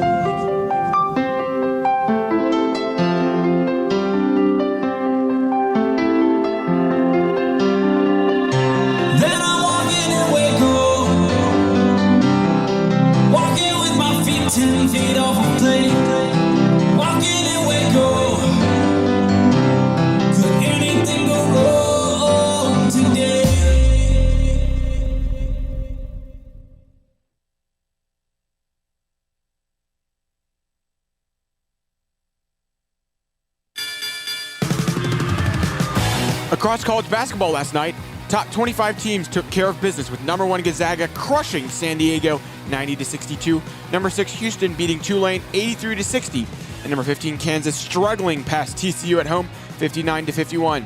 Outside the top 25, Rutgers got their first ever win over Michigan State 67-37. Stanford won at Arizona 73-64, and USC beat Oregon State 75-62. On the women's side, 19th ranked Arkansas pulled off yet another monumental upset this season with a 90-87 win over number 3 UConn in Fayetteville, led by Chelsea Dungy's 37 points. Number 2 NC State also saw their undefeated snapped with a puzzling 83-71 loss against 8-7 Virginia Tech. Number 4 South Carolina beat number 21 Mississippi State 75-52. Number 14 Ohio State beat 16 Indiana 78-70, and unranked LSU won at 22 Georgia 60-52. In the Baylor realm, the track teams compete at the Texas Tech Invitational in Lubbock this weekend, and the number 20 women's tennis team meets Abilene Christian today at noon in Waco. Tomorrow, number 2 men's basketball meets Auburn at the Farrell Center. Number 9 Equestrian competes at 7 Texas A&M, and number 15 men's tennis plays at number 4 Texas. Then Sunday, number 9 women's basketball plays at Iowa State. Women's tennis is at home against TCU, and men's tennis is at home against number 3 TCU. I'm Armstrong Sims. That's all the news that is news in college sports. This has been Armstrong's Minute on SicEm365 Radio's Uptempo.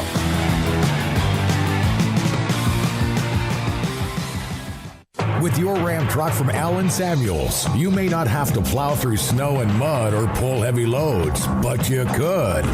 During the Big Finish year-end event, you get a Ram deal like no other. Employee pricing for all, 0% for 84, no payments for 90 days. Ram 1500 Lone Star for Christmas. No other truck comes close. And ask about Big Finish pricing on Ram Heavy Duty and Ram ProMaster for your business. Happy holidays from Alan Samuels. How did Edward Jones become one of the biggest financial service companies in the world? By not acting that way. Financial strategies, one-on-one advice, it's a big difference. And that's why Brad Wilson, your Edward Jones financial advisor, makes sense of investing. Experience the difference for yourself. Brad Wilson, 250 Sharon Drive in Woodway, 254-776-4337. Edward Jones, member SIPC. At Ideal MRI, we feel blessed to be a part of the Waco community. We're a small family business right here in Central Texas, and our goal is to bring down the cost of healthcare while maintaining high quality. At times like this, the cost of healthcare has never been more important, and unfortunately, significant illnesses and injuries still occur. That's why Ideal MRI is open and here to serve you through the difficult time. We offer premium MRIs just like a hospital with state-of-the-art technology and specialists, but you'll pay less. Sometimes thousands of dollars less, whether you're using insurance or not. At Ideal MRI, we accept most insurance and there are no hidden costs. Even offering financing if that's needed, everything included in the price, and you'll not get something as a surprise in the mail later on. If you need an MRI, ask your doctor about Ideal MRI. They'll know. You can schedule an appointment safely from home online in minutes at idealmri.com or give us a call, 833-IDEAL-MRI, idealmri.com. Texas Farm Bureau Insurance has protected fellow Texans with auto, home, health, and life insurance since 1952. With more than 260,000 square miles of land and 27 million people, that's a lot to cover. Whether you're wrangling cattle or wrangling kids, we're proud to protect Texans in all Texan ways of life. Stop by and see our agents at one of our 3 McLennan County locations. Coverage and discounts are subject to qualifications and policy terms and may vary by situation.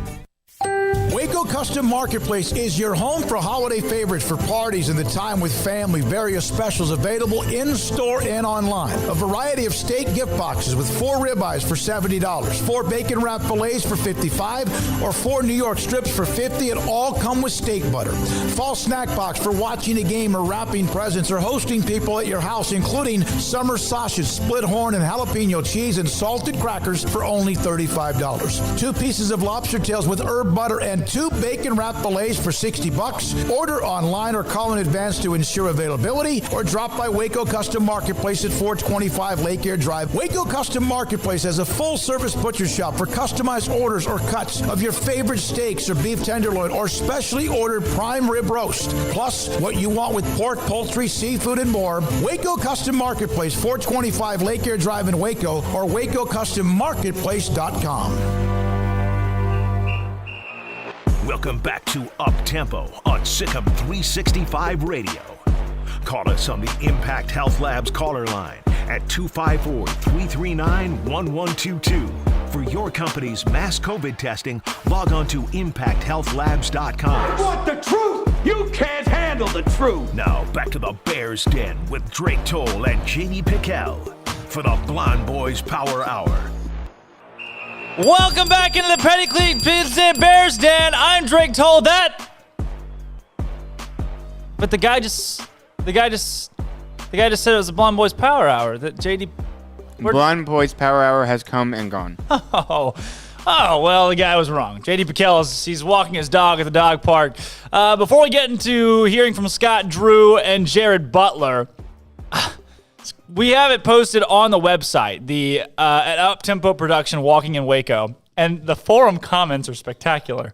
Media Bear says, apologies to Mark Cohn are seriously in order. So we have at least one person who's not the biggest fan of Walking in Waco. Dat Boy Quadzilla. Dat Boy Quadzilla, which may very well be JD. Says, by far my favorite thing posted on here. What a masterpiece. Gray Hair Bear says, well done. Who is singing? Gray Hair Bear. Very interesting that you would ask that. Was it not obvious? Because even my own mother didn't know that it was me. But I sing on the side. Crash Davis. This is my favorite thing that I think I've said. I like Crash Davis. I'm a big Crash Davis fan. I'm a stan, if you will. Crash Davis says, this song is not originally about Waco. It's actually an old song called Walking in Memphis. But they put Waco lyrics to the original music. Okay. Bet most of y'all didn't know that. Okay, Crash Davis, thank you. He's a funny guy. I like Crash Davis. Crash Davis also says the rumors about JD not skipping leg day are true.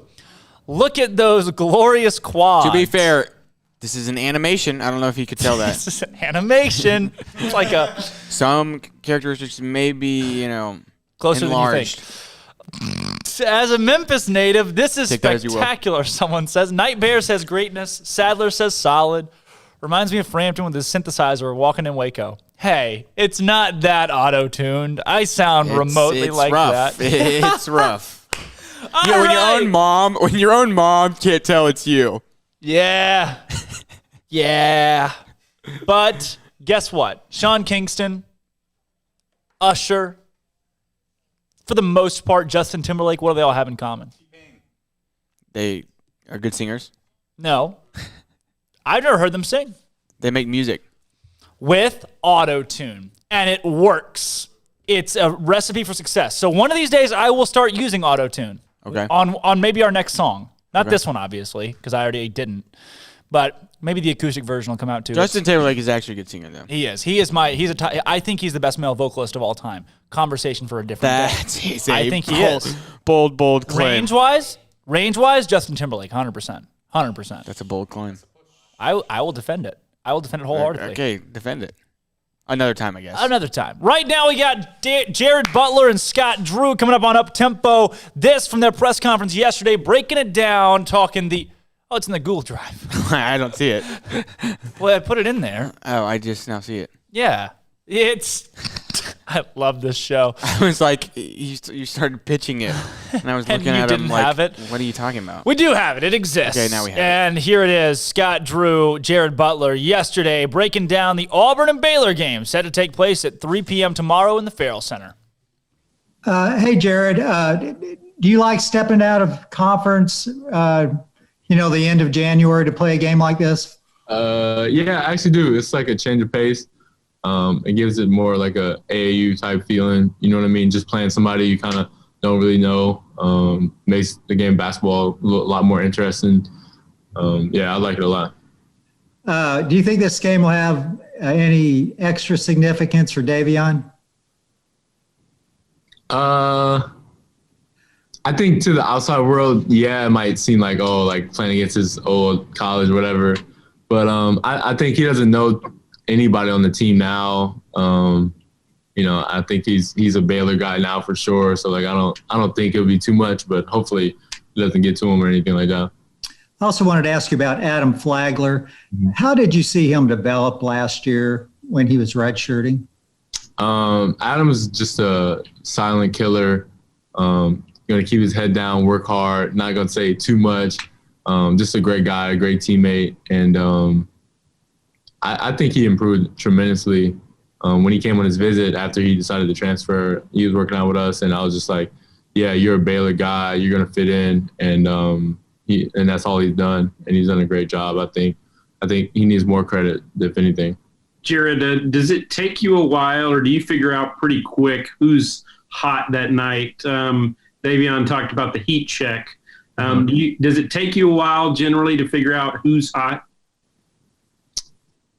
No, I'd say by the end of the halftime, you know who's got it going. Or you could just look at the stat sheet. Usually one guy is going 4 for 5 or 5 for 6, and it was Davion last night. So yeah, I think it's by halftime, know. Jared, obviously congrats on making the watch list for the Defensive Player of the Year. When you kind of think back to last year to this year, where do you think you made the biggest improvement defensively? Being able to see ahead and really anticipate different passes and getting my hand on the ball and having sticky fingers as far as, whenever there's a 50-50 ball, I want to be that guy who gets it. Anytime a predictable pass is coming my way, I want to be that guy that sees ahead and makes a play. That's easy, points for us. And yeah, that's where I think I've improved defensively for sure. And it looked like you got a dunk to me yesterday. I don't know if some people would say it was close to not a dunk, but to me it's a dunk. Did you not think you got a dunk yesterday? Whatever. Go ahead. Did you not think that was a dunk? I thought it was a dunk. I'm not starting a debate here. It's a dunk for sure, without a doubt. Do you have like a goal this season for a certain number of dunks you wanted to hit once you were like, okay, I can throw down again? I can't dunk. I'm not critiquing anybody here. It's a dunk to me, but I'm just asking the question. Me and Matt Mayer have a kind of a competition about who can have the most dunks. So as far as like, that's the only competition or, goal I have in mind. Yeah. It counts as a dunk in our official listing on page 2 of the game, though. It's definitely a dunk. Yeah. I thought it was. It wasn't the cleanest dunk. It was a dunk. All right, DK. Next question from Matt Roberts at KVKTV. DK can't dunk. I don't know if y'all do that. I think if I try hard, I can get the bottom of the net maybe. Jared, for you, your background from, that part of the world, South Louisiana, does the Big 12 SEC Challenge is a little more fun for you just kind of with your background? No, not really. I just look at it as like just a change of pace. Like I said, I think like it's like kind of a different style of basketball, and I like it a lot. I committed to SEC school, so like I think I'm familiar with the play style and type of guys that's going to be there. So, but no, I don't think it's like a big deal because I'm from Louisiana though. Do you guys as a conference, obviously you're worried about what you do, but do you guys as a have some conference pride and want to win this for the conference as a whole? Oh yeah, for sure. Coach Drew showed us stats today. We're like 10-2 as far as Big 12, SEC, and Big East, whatever challenges. And Coach Drew's always we don't want to be that guy that team that loses for the Big 12. So yeah, it's definitely important to us. Well, hey, I've heard him sing. He's got some talent there, don't you? Only when I sing is Kermit the Frog. That's what it was. That's what it was. Yeah, that was really good. The Kermit. That's my best. So yeah. All right. Sorry, I was finishing up out there. All right. If you got a question for Coach Drew, please use the raise hand function. First up is John Warner with the Waco Tribune Herald. Scott, you alluded to Sharif Cooper last night. What has he done to maybe kind of, bring that team together to make them better? Well, 21 points, 10 assists in their wins, 26 points, 7 assists in their losses. But really, you look at their team and you look at the 6-game stats since he's joined them. The one thing, and I'll get you the total right here, but he's the straw that stirs the drink. He's got 52 assists. The next high is 16. So they had a lot of guys around him that it's kind of like you have a great quarterback out there. And now you can utilize all the weapons. If you don't have a quarterback to get him the ball, and not saying that they don't have other guys who can handle and facilitate, but he's elite at it. And they got a lot of talented players, but now you throw in somebody like that makes them all look exceptional. And again, to me, Auburn and Alabama are the 2 best teams right now in the SEC, the way they're playing. I want to ask you about Adam Flagler. Why is he such a good 6th man? I think first to be able to come in, you have to have the right mindset, and he's a humble servant. Whatever the role, I'll do it for the team. Where some people that come off the bench are more upset they're coming off the bench, and they come in and it's already like they're negative, and that affects their performance. So he has the right mindset to come in. And then the second thing is when he comes in, it doesn't take him 3 or 4 or 5 minutes to get loose or get going. He comes in and just like, people that sit every night in the NBA, you come in, you're supposed to produce, and that's really hard to do. But Adam really does it at a high rate. And what ways did you see him improve during his redshirt year? Every guy that we've had during that redshirt year, it's been a night and day as far as their improvement, and it's because of the players that are upperclassmen that kind of take them under their wing, and not only do they compete every day, but they really help mentor them and help the guys develop. And you see that each and every year. And last year in practice, we got better because of Adam and John and Jordan. But at the same time, Davion, Maceo, who had just gone through that redshirt year, the amount that they poured into those guys to help them as well is important. Thanks, Scott. All right, welcome back to the Petty Clinic Low T Bears Den. I am Drake Toll alongside Armstrong Sims, Zach Sweeney, and Andrew Robertson. We're going to let it play lightly in the background. Just the ambient noise from my computer kind of makes it sound acoustic. Maybe the folks at home can hear it. I don't even think you can hear it. You might have to crank it. There's just something about it. There it is. All right, Andrew, we're going to do our SicEm Pick'em now with the ambient Walking in Waco playing in the background by popular demand. Love it. So how about yesterday's picks, Andrew? What did you make of yesterday's picks between JD and myself? I went 5-0 on Wednesday. Well, you went 5-0 on Wednesday. It was a little bit of a regression. Like, don't bet your house, your Monopoly house. You know, little red ones. Don't bet your red Monopoly hotel on me saying something's a lock, because it doesn't mean it's going to happen. Right. Minus 5.5. It ended up being a 5-point game, so I didn't. I lost that one, but it was 5 when we bet it on the show. Right, we said 5. 5 on the show. Arizona. You had Tennessee State, which didn't really cover. It wasn't really close on that one. California covered, and then Winthrop did not. And those were your picks. JD, on the other hand, went 1-1. He took Memphis +4 as a gut pick that hit easily, and then Michigan State money line, which was maybe the worst pick on the show to date. Ever. They lost by 30. They had 37 total points scored in the entire game, and he had a money line, 37-67. First time that Michigan State in history had ever lost to Rutgers. Bad. So what is our overall record right now on Uptempo? What is my overall record picking games? We have Drake with 7-3, and then JD's 1-1. So as a unit, we are 8-4. As a unit, JD's 1-1. It's so lopsided. But I definitely look into this a little bit more thoroughly than JD does, and that is what gets us into today and our picks for the day. So one of the things that I learned specifically yesterday is you can study all you want on the mid-majors, and sometimes mid-majors just don't do what you want them to. I will say to the folks at home that were watching earlier on the show, ESPN2 tonight, you have St. Louis at Richmond. JD locked St. Louis against Richmond. I think they're a 1.5-point favorite right now. Yeah, they are 1.5 for Richmond, which is surprising considering they're not ranked, playing a ranked opponent. So here's what I'll say. For those of you that may have done some studying on the game or have paid attention to anything that's going on in college basketball in the mid-major, St. Louis has played one game since December 23rd. That was against Dayton on the 26th, so that was 3 days ago. I had a bet in on that game.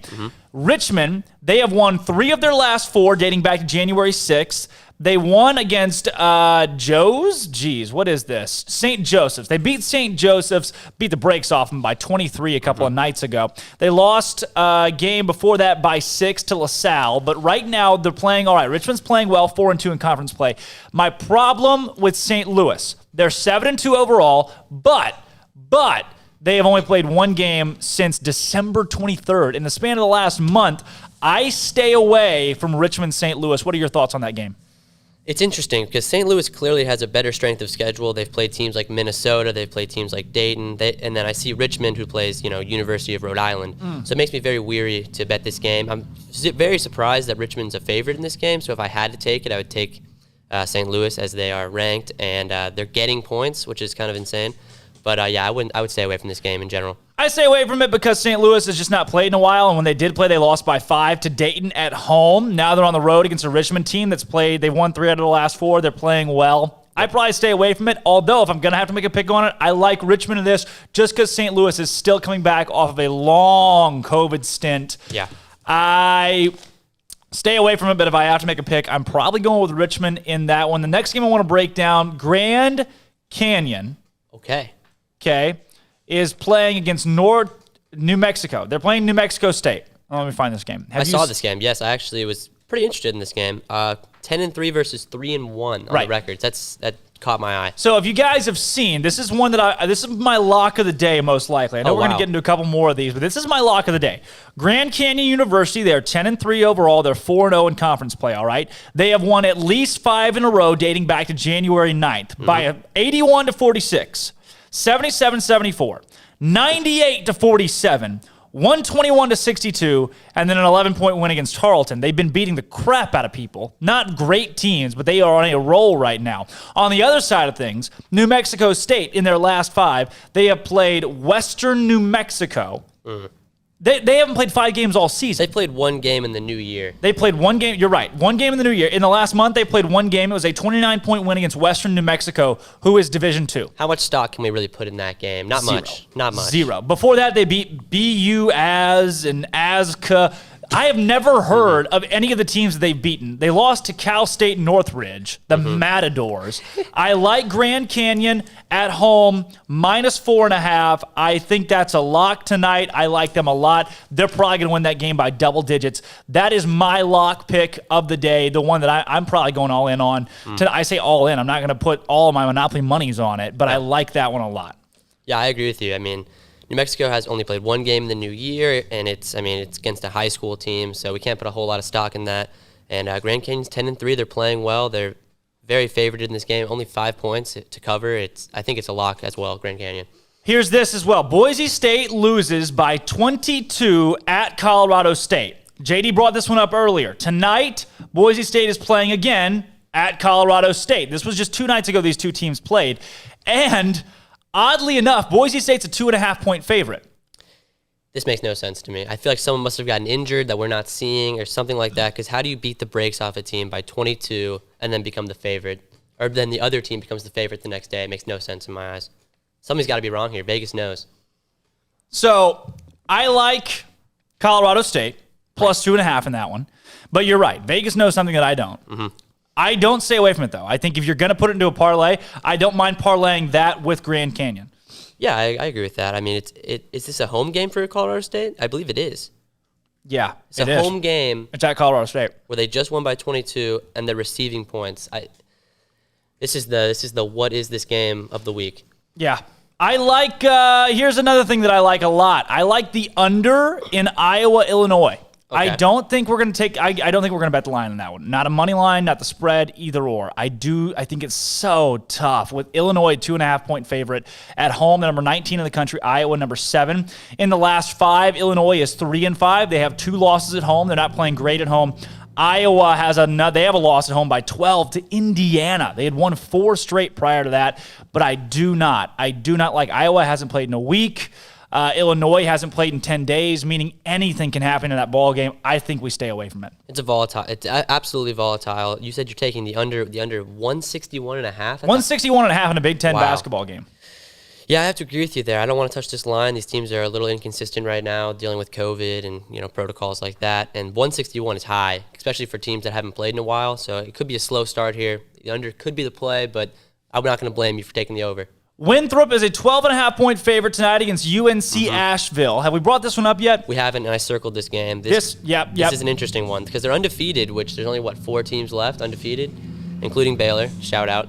But I think this game's going to be very interesting. They just played yesterday, which is and they lost by – so UNCA lost by 4, and now they're receiving 12.5 points. So that's very odd to me that they would only lose by 4 and then get 12.5. It almost makes me want to take UNCA. What do you think? What do you think on this? So I have some reservations with this. UNCA typically plays well on the front end of their games. So here's my analysis of UNCA. They have played a bunch of these games where it's a back and like a day to day. So it's on Friday we play a game and then on Saturday we play a game. In this situation right here, when they do that, they've beaten Gardner-Webb, then lost to Gardner-Webb by 27. They've beaten Radford, then lost to Radford by 10. They lose to Winthrop by 4, meaning tomorrow they're probably going to lose by 35 because it's just what UNCA has done. If you follow the pattern, while I want to say, hey, it looks like UNCA, who only lost by 4 yesterday, they'll definitely, plus 12.5. You definitely take that. I almost like Winthrop minus 12.5 just because of what UNCA has done, and it's at Winthrop, who is still undefeated. On your point on that, I'm looking at Winthrop's last games. I think they must do this in the league where they play back-to-back like that. Because what they did was so Winthrop beat an opponent, and then each of the next week when they play this, like the next day when they play the opponent again, they're winning by a larger margin.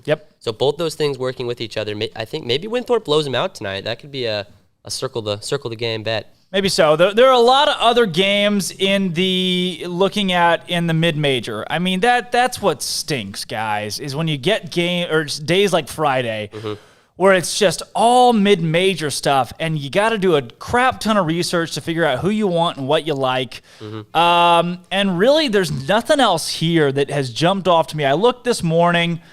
I think Appalachian State at Troy. That is one that I may go in on. Just so Appalachian State's 12-5. Troy is 6-9. App State on the road. They're a 4-point favorite. App has won their last 3 straight games. They've won 4 out of the last 5. Troy has lost their last 5 games. Wow. Each of those they've lost their last 3 by 5 or more points. 4 out of the last 5 by 5 or more points. I like Troy probably. Oh man, this is Troy's first home game in a long time though, since the new year. Yeah, this is a weird game for me as well. This is not a game I circle on the page by any means, but just looking at the stats here, Appalachian State's definitely the better team. If you're going to take like maybe a money line parlay where you're just taking pick'ems, you could throw them in there. 4 points, I think it's going to be close just based on what I'm seeing between these scores. That Troy seems to play to their opponent's level as they're keeping these games fairly close. If I had to pick one, I'd probably take Appalachian State. 4 points isn't that much, especially in basketball, so I might take Appalachian State here. Yeah, so let's go ahead. I'll lock in my pick of the day and text it over to you. We're probably going to have 2 or 3 that I put in today, but I don't know if we'll get to the 5-piece like we had yesterday. Right. And then tomorrow's games on SicEm365.com. We'll still have tomorrow's picks. I'm going to wake up early tomorrow morning and give my picks out for what I see going on in the day. Also, we have T-Rex in the Impact Health Labs caller line. T-Rex, what's going on? Hey, it's Friday, my dudes. How y'all doing? Doing great. I am doing. Hey, as long as you're doing and you're not getting done, then you're all right. I like it. I don't know what that means. I like it. Anyway, hey, the only thing that matters is that Texas was scared to play Kentucky, so they arranged Kentucky to fall on their sword. So let that be known. Kentucky has no COVID issues. That's all a ploy because they needed more practice to prepare for us next week. So I guess it's the only smart thing Shotgun might have ever done. And also, we play Auburn tomorrow. And Big 12, pretty sure the last few years have been winning the SEC Challenge. Maybe I'm wrong. Maybe I'm right. Who cares? It doesn't matter. But we're going to do our part at least. We're going to beat Auburn. I got 2 tickets. Hopefully I'll be there. I need 2 more. So if you're listening and you got 2 tickets for free, hit me up. I don't care where they are. We won't even sit with you. So you don't got to worry about your hashtag COVID. Don't worry. Give me 2 tickets. We're going to get there. We're going to let the SEC know that we not only run the Big 12, but we run the world, and go back to where you belong because blue and orange aren't colors to go together. Lastly, I haven't watched your little Walking in Waco special. I actually just woke up, to be honest. Hopefully my boss isn't. The good thing my boss is a Nebraska fan and doesn't listen to this.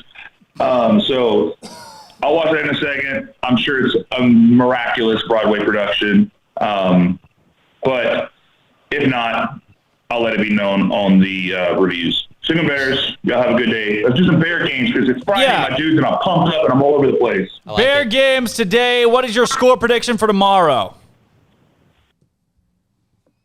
Oh, Baylor 101, Auburn 69. Oh my gosh, the overhits. And then if you could be in 90s or early teams win, great teams cover. Good teams win, great teams cover. If you could be in one early 2000s or 90s cartoon, what would it be? Oh, Rugrats, duh. Yeah, that's a good call. I like that idea. Original Rugrats, not all grown up. That never happened. That was a fake. All grown up that was show awful. never happened. Very bad.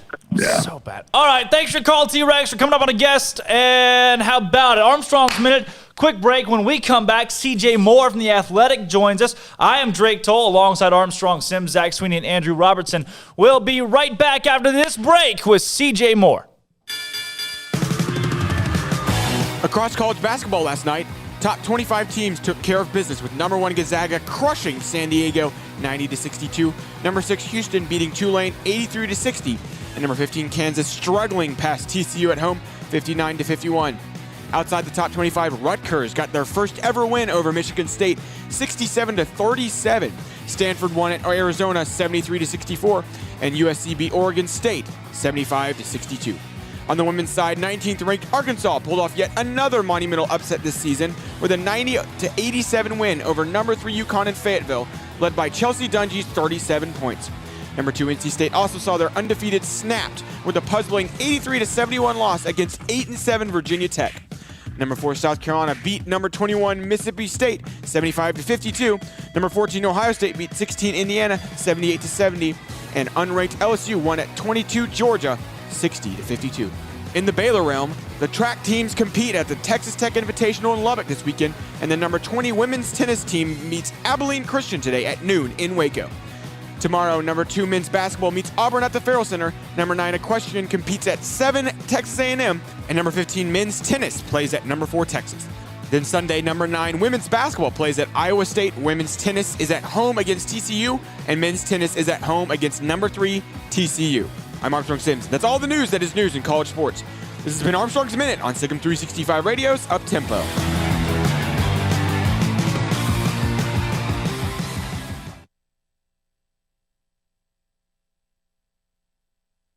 When it comes to hauling the family and hauling cargo, see Alan Samuels. Get the king of minivans, the award-winning Chrysler Pacifica, or America's lowest price third-row crossover, Dodge Journey. During the Big Finish event, get 0%, no payments for 90 days, and employee pricing for all on Pacifica. At Baylor University, students can shine in their own way. Or should we say their own ways? Because there's no limit to the ways Baylor students make the world a brighter place. Whether they're leading a student organization or following a higher calling, getting advice from faculty, or taking part in world-class research, pursuing their dreams, or working toward their dream job, students find their place to shine at Baylor, where lights shine bright. Riverbend Liquor and Wine has their easy-to-access drive-thru open and convenient and clean in-store location on the corner of Lakeshore Drive and North 19th Street in Waco. Riverbend Liquor has the best and most extensive variety of craft beer selections in Waco, and Balcones Whiskey, including single malt, pot still, baby blue, rye, brimstone, and the all-new lineage in stock. Riverbend Liquor and Wine, family-owned and operated, and a hidden gem in Waco on Lakeshore Drive and 19th Street. And find out more on Facebook and Instagram. From the first workout to the last practice, sports is an incredible challenge. Hi, this is Dan Engel with the First National Bank of Central Texas, and we're proud to support each athlete, every parent, and our educators. From families, small businesses, to the biggest industry, we're here to help. With remarkable products like instant issue debit cards free at all of our banking centers, we've got banking ideas that fuel big dreams. The First National Bank of Central Texas. Familiar faces making local decisions. Member FDIC, Equal Housing Lender. Let Camille Johnson Realtors guide you seamlessly through the process of buying your dream home or selling your current one. Commercial, farm and ranch, or residential, Camille Johnson Realtors can smoothly and successfully lead you through any transaction. With a team of 28 experienced agents who are excited about serving you, Camille Johnson Realtors services the entire greater Waco area. If you're in the market to buy or sell, contact Camille Johnson Realtors, 104 Midway Center in Woodway, or find them online at www.camillejohnson.com. Camille Johnson Realtors, elegant, charming, warm. Welcome home. Waco Custom Marketplace is your home for holiday favorites for parties and the time with family. Various specials available in-store and online. A variety of steak gift boxes with 4 ribeyes for $70, 4 bacon wrap fillets for $55, or 4 New York strips for $50, and all come with steak butter. Fall snack box for watching a game or wrapping presents or hosting people at your house, including summer sausage, split horn, and jalapeno cheese, and salted crackers for only $35. 2 pieces of lobster tails with herb butter and 2 bacon wrap fillets for $60. Order online or call in advance to ensure availability, or drop by Waco Custom Marketplace at 425 Lake Air Drive. Waco Custom Marketplace has a full-service butcher shop for customized orders or cuts of your favorite steaks or beef tenderloin or specially ordered prime rib roast. Plus, what you want with pork, poultry, seafood, and more. Waco Custom Marketplace, 425 Lake Air Drive in Waco, or WacoCustomMarketplace.com. Welcome back to Up Tempo on SicEm365 Radio. Here's Drake Toll. All right, welcome back into the Petty Clinic Low T Bears Den. I'm Drake Toll alongside Armstrong Sims, Zach Sweeney, and Andrew Robertson. Today it is Friday, rolling into the 1 o'clock hour, and we are joined by CJ Moore of The Athletic, talking college basketball today. CJ, is there a better team, a better set of teams in this country than Baylor and Gonzaga right now? And I'm sure you've gotten that question before, but I mean, really, is there anybody that's come close? I think they're on a tier by themselves. I would say that maybe Michigan might be the closest thing, but other than that, I think it's a group of like Villanova, Texas, teams like that. But I do think that Baylor and Gonzaga are by themselves. CJ, as you look at the slate of games this past week, the Baylor versus Kansas State game in Waco was obviously just – it's tough to put a word along with what happened in the Farrell Center between those two teams. When you see a score like that in a game like that where Baylor goes off for well over 100, does that surprise you at all? No, I'll be honest, I didn't watch the game because I knew what the result was going to be. You saved a lot of time with that too, because that's exactly kind of how it was. And that almost segues me into my next question for you, CJ. In covering college basketball and seeing both Baylor and Gonzaga, what do you make of each team's conference schedule? There's obviously a vast disparity in the level of competition that these two teams see in their conference slate. Is that going to help one team over the other when it comes to postseason play? I don't know, because Gonzaga's had plenty of success in the NCAA tournament, and they play in the same league every year. Mark Few always does a good job of challenging his team in the non-conference, so they get those great games early on. I've had some coaches arguing to me that like their conference not being challenged too much helps them because they can maybe, experiment a little bit more, build confidence. And they're not just like beat up at the end of it where like the Big 12 kind of beats up on you. So I don't know that one's better than the other. I think now if Gonzaga didn't go out and challenge themselves in the non-conference, then I think maybe it might be kind of a shock to the system once they get to the NCAA tournament. But they've gone and they play really, really good teams, and their league's not great, but still, teams like BYU and St. Mary's still give them a couple challenges throughout the year. So I don't think one path is necessarily better than the other. On the Baylor side, too, we saw it last year when the Bears went 24-1, and then they dropped that game to Kansas. And after that, the team just never looked the same. Going into the tournament, they likely would have been a 1 seed, but they weren't clicking like they had been earlier on in the year. Does it feel like in the Big 12 you can get into a gauntlet that just beats you up too much to perform by the end of the year?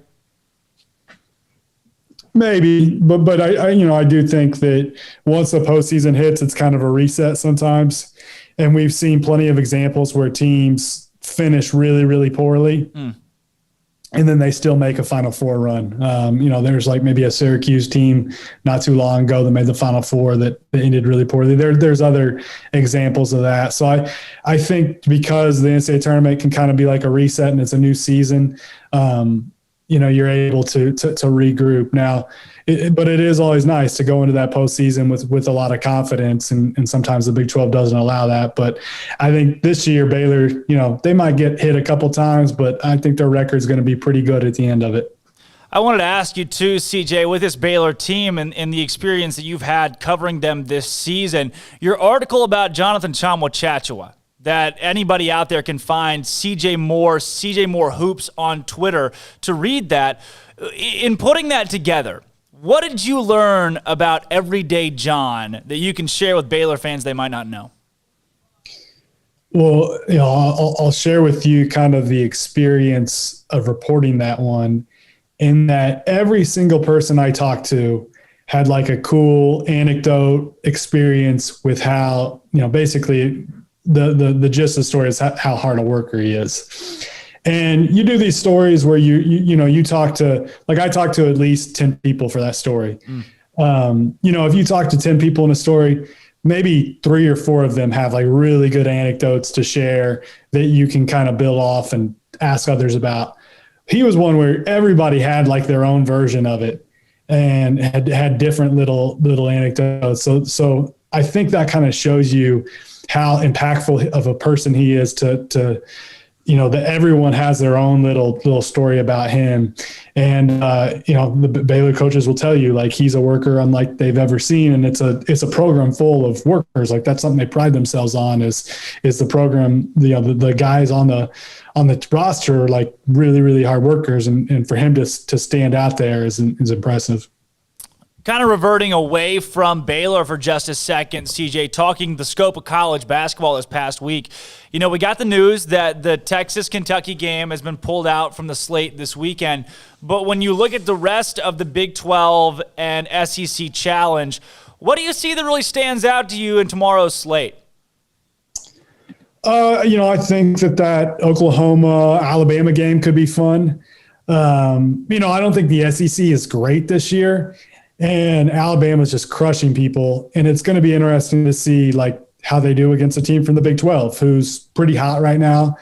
So that could be a fun one. I think Baylor-Auburn could be a lot of fun because Sharif Cooper is awesome. And I don't think Auburn is what its resume looks like, because the way Auburn's playing right now, if you've watched them recently, like they're at performing at a top 25 level team. So that could be a really, really fun game. Kansas and Tennessee will be interesting because those are two teams that looked really good in December and haven't looked too good recently. And then I'd say the last one that kind of jumps out to me is Texas Tech at LSU. LSU's got a really talented roster, haven't necessarily performed to that level. I think Texas Tech is starting to play really good basketball, even though they lost the other night. Like, to me, that's probably the third best team in this league. I think eventually they'll rise up the league standings. So those are the ones that jump out to me that could be fun. Does it feel like to you that either of these leagues has maybe a leg up on the other? The Big 12 obviously has 7 teams ranked in the AP poll right now, and they're probably going to get 7, maybe 8 teams into the NCAA tournament. Does it feel like the Big 12 has a really good advantage over the SEC, or will this stay even? Well, it's these things are all often matchup dependent, but I'll tell you, like, the SEC is not that good this year. Yeah. And then maybe I'll look dumb after this weekend, like maybe they'll crush. But the Big 12 is really, really good, especially the top 7. And the SEC, I don't know, like Alabama's playing at an unbelievable level right now, and Tennessee's got an ability to go off, but it's a down year for that league where the Big 12, I think, the conversation for best leagues in college basketball is the Big 10 and the Big 12, and it ends right there. What do you see too, and we mentioned this earlier on, the parity in both of those leagues? Does it seem like, it's just great teams beating up on great teams, or is it the parity that's surrounding all of college basketball in a COVID year that is making things go so crazy across the sport? I don't know that COVID necessarily impacts that. I think that, the way the league is kind of playing out would probably play out if it was a normal year. Texas would maybe have one less loss or something. Cause like, I think where it gets kind of dicey is when like these teams have to play with only like half their roster. Yeah. Or they're missing, a couple really important guys. So that's impacting, results. But ultimately, like at the end of it, I think the teams that are really good are going to be the teams that were really good, if we were in a normal year. So with that, and in the top 10, especially those teams in the Big 12 that have played so well this season, your Kansas, even as we've seen them have hot spells. They're really cold right now, but they have looked like regular Kansas at times. Baylor, Texas Tech, West Virginia, Texas. This Big 12 slate, what are the odds that Baylor's able to finish this thing undefeated? Is that even a possibility? I mean, it's possible. I think they'll probably get knocked off at some point because the East is too good, you would think. But, and it just takes one off night. But, yeah, I mean, I'm not going to say it's impossible. They're a really, really good team. And I think they're capable of something special. But if I had to bet on it, I'd say they're going to lose at some point. And, I mean, one of the best, if you're going to argue Baylor will go undefeated, the best reason for maybe that argument would be the hardest game left on the schedule is probably this Tuesday at Texas, right? Like Texas the second best team in the league. You're at their place. Well, you're getting them in a pretty good spot because, Courtney Ramey, Shaka Smart, Jericho Sims, and Brock Cunningham I'm guessing they'll all be there that day and available, but they'll be coming off, a pause. And I don't think you're necessarily going to be getting Texas at their best because of that. Now, I do think it's beneficial for Texas that they don't have to play a game this weekend now and can kind of, just throw everything into that Baylor prep. Breaking down a little bit more on the Baylor-Auburn side, I know we're kind of jumping around here, but I love picking your brain just already on college hoops. With Baylor-Auburn this weekend and what Sharif has been able to do over at Auburn, Alan Flanagan, who's had a breakout sophomore year, does it feel like those guys will match up well with Baylor's defensive scheme and defensive prowess, or is Baylor just that good defensively that they shouldn't have an issue? I mean, I think Sharif will be challenging in that he's so good off the bounce. It's going to be fun to watch Davion, guard him. Now, you switch so much in college basketball, so he might not necessarily be on him all the time. But like, for instance, Auburn played Missouri this week, and Missouri's got some pretty good perimeter defenders. And one of those, Drew Smith, he's a really, really good perimeter defender. And Sharif was basically just still having his way and getting where he wants to go. So, I think the way to be able to attack the no mental defense a lot of times is to have, be able to spread the floor with shooters, be able to hit skip passes and stuff like that, and kind of take advantage of the scheme. And Auburn, the style they play and the way they spread it and the number of shooters they put out there, if they get hot, maybe they'll have a chance. I don't think they're experienced enough to probably pull it off, but they are the team with, when they are going, they could maybe, jump up and hit some threes and at least make it a game. Once again, CJ Moore from The Athletic joining us today on Uptempo, talking Baylor men's basketball and the scope of basketball across the country. CJ, since they haven't released the spread or the over-under for tomorrow yet, we made our own. And right now, I've got Baylor at -7.5. First, do you think that's roughly where this game will show up on the spectrum tomorrow? And is that something that you like if you're a Baylor fan? 7.5. Let's see. KenPom's. I'm looking at KenPom right now. He's got it at 16. Oh my gosh! But you have to factor in that's using Auburn's season-long numbers, right? And Auburn's a completely different team than they were, 3-4 weeks ago. Right. For instance, Auburn was a favorite in Vegas this week against Missouri. But yet KenPom had Missouri as a favorite, and it's because of the season-long numbers. So, Vegas definitely uses KenPom, I think, in setting lines, but, has the ability to kind of adjust based on what's going on recently. So 7.5, I'd say that's a pretty good guess. I'd probably be on the Baylor side just because Baylor's going to be at home. I think Baylor probably wins it by 11 if I had to guess, but I could also see a situation where it's a close game late and Baylor's got to pull it out and down the stretch. Does it feel like Baylor, too, from what you've seen of them, are they clicking right now on all cylinders? I know there was a lull that they kind of hit with games at Iowa State. It didn't feel like they played their best against Oklahoma. Here or there, it just seemed like Baylor could be better. But then this Kansas State game was a crazy run or a crazy streak, but for 40 minutes. Does it feel like...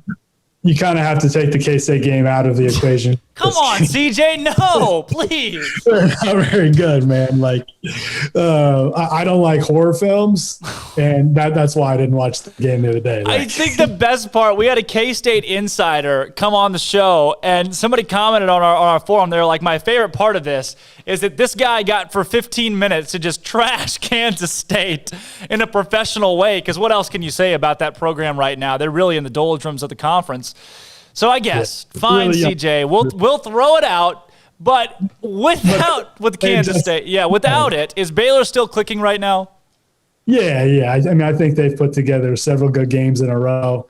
Offensively, I think when they get in trouble is when those perimeter guys are so good at being able to go get their own that sometimes it can be, the ball can maybe stick a little bit. I think they do a good job of sharing it, but that's when they can kind of get in a rut.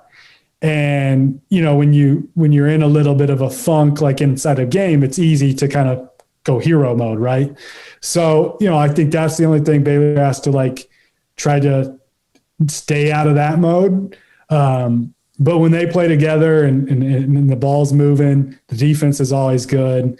Yeah, I think they're in a really good place right now. And I mean, you just want to continue to build on that and continue to get your offense at a level where, you're feeling really, really good when you get into March. But yeah, Baylor's just, it's a well-oiled machine, and you just keep, plugging away, trying to get a little better every day. Tell me, is there a player? It's like a coach there, probably. Yeah, give me a brick wall. Where can I run through right now? Tell me, is there a player? This is my last question for you with this Baylor squad that you look to be the difference maker tomorrow. Probably Davion Mitchell. I mean, it's going to be so important to guard Sharif Cooper and to keep him in front of you. And that's what teams have had a really hard time doing.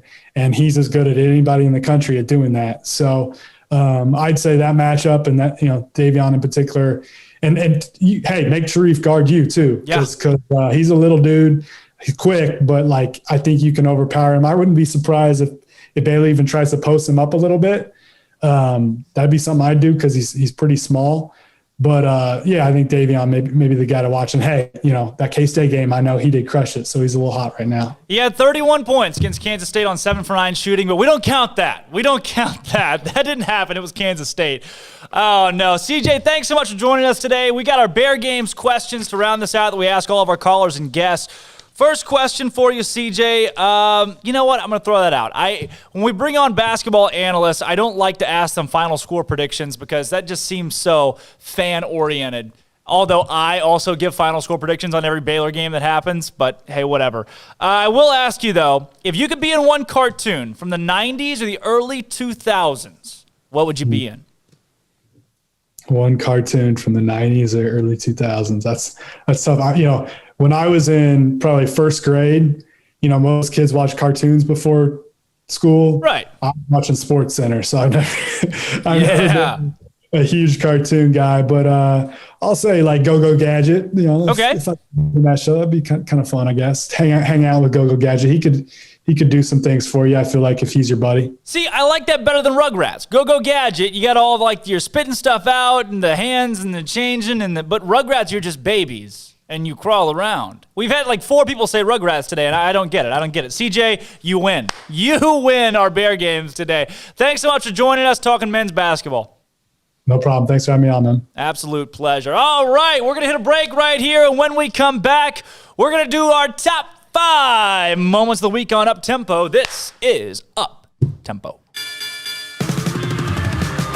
Across college basketball last night, top 25 teams took care of business with number 1 Gonzaga crushing San Diego 90-62, number 6 Houston beating Tulane 83-60, and number 15 Kansas struggling past TCU at home 59-51. Outside the top 25, Rutgers got their first ever win over Michigan State 67-37. Stanford won at Arizona 73-64, and USC beat Oregon State 75-62. On the women's side, 19th ranked Arkansas pulled off yet another monumental upset this season with a 90-87 win over number 3 UConn in Fayetteville, led by Chelsea Dungy's 37 points. Number 2 NC State also saw their undefeated snapped with a puzzling 83-71 loss against 8-7 Virginia Tech. Number 4 South Carolina beat number 21 Mississippi State 75-52. Number 14 Ohio State beat 16 Indiana 78-70, and unranked LSU won at 22 Georgia 60-52. In the Baylor realm, the track teams compete at the Texas Tech Invitational in Lubbock this weekend, and the number 20 women's tennis team meets Abilene Christian today at noon in Waco. Tomorrow, number 2 men's basketball meets Auburn at the Farrell Center. Number 9 Equestrian competes at 7 Texas A&M, and number 15 men's tennis plays at number 4 Texas. Then Sunday, number 9 women's basketball plays at Iowa State. Women's tennis is at home against TCU, and men's tennis is at home against number 3 TCU. I'm Armstrong Sims. That's all the news that is news in college sports. This has been Armstrong's Minute on SicEm365 Radio's Up Tempo.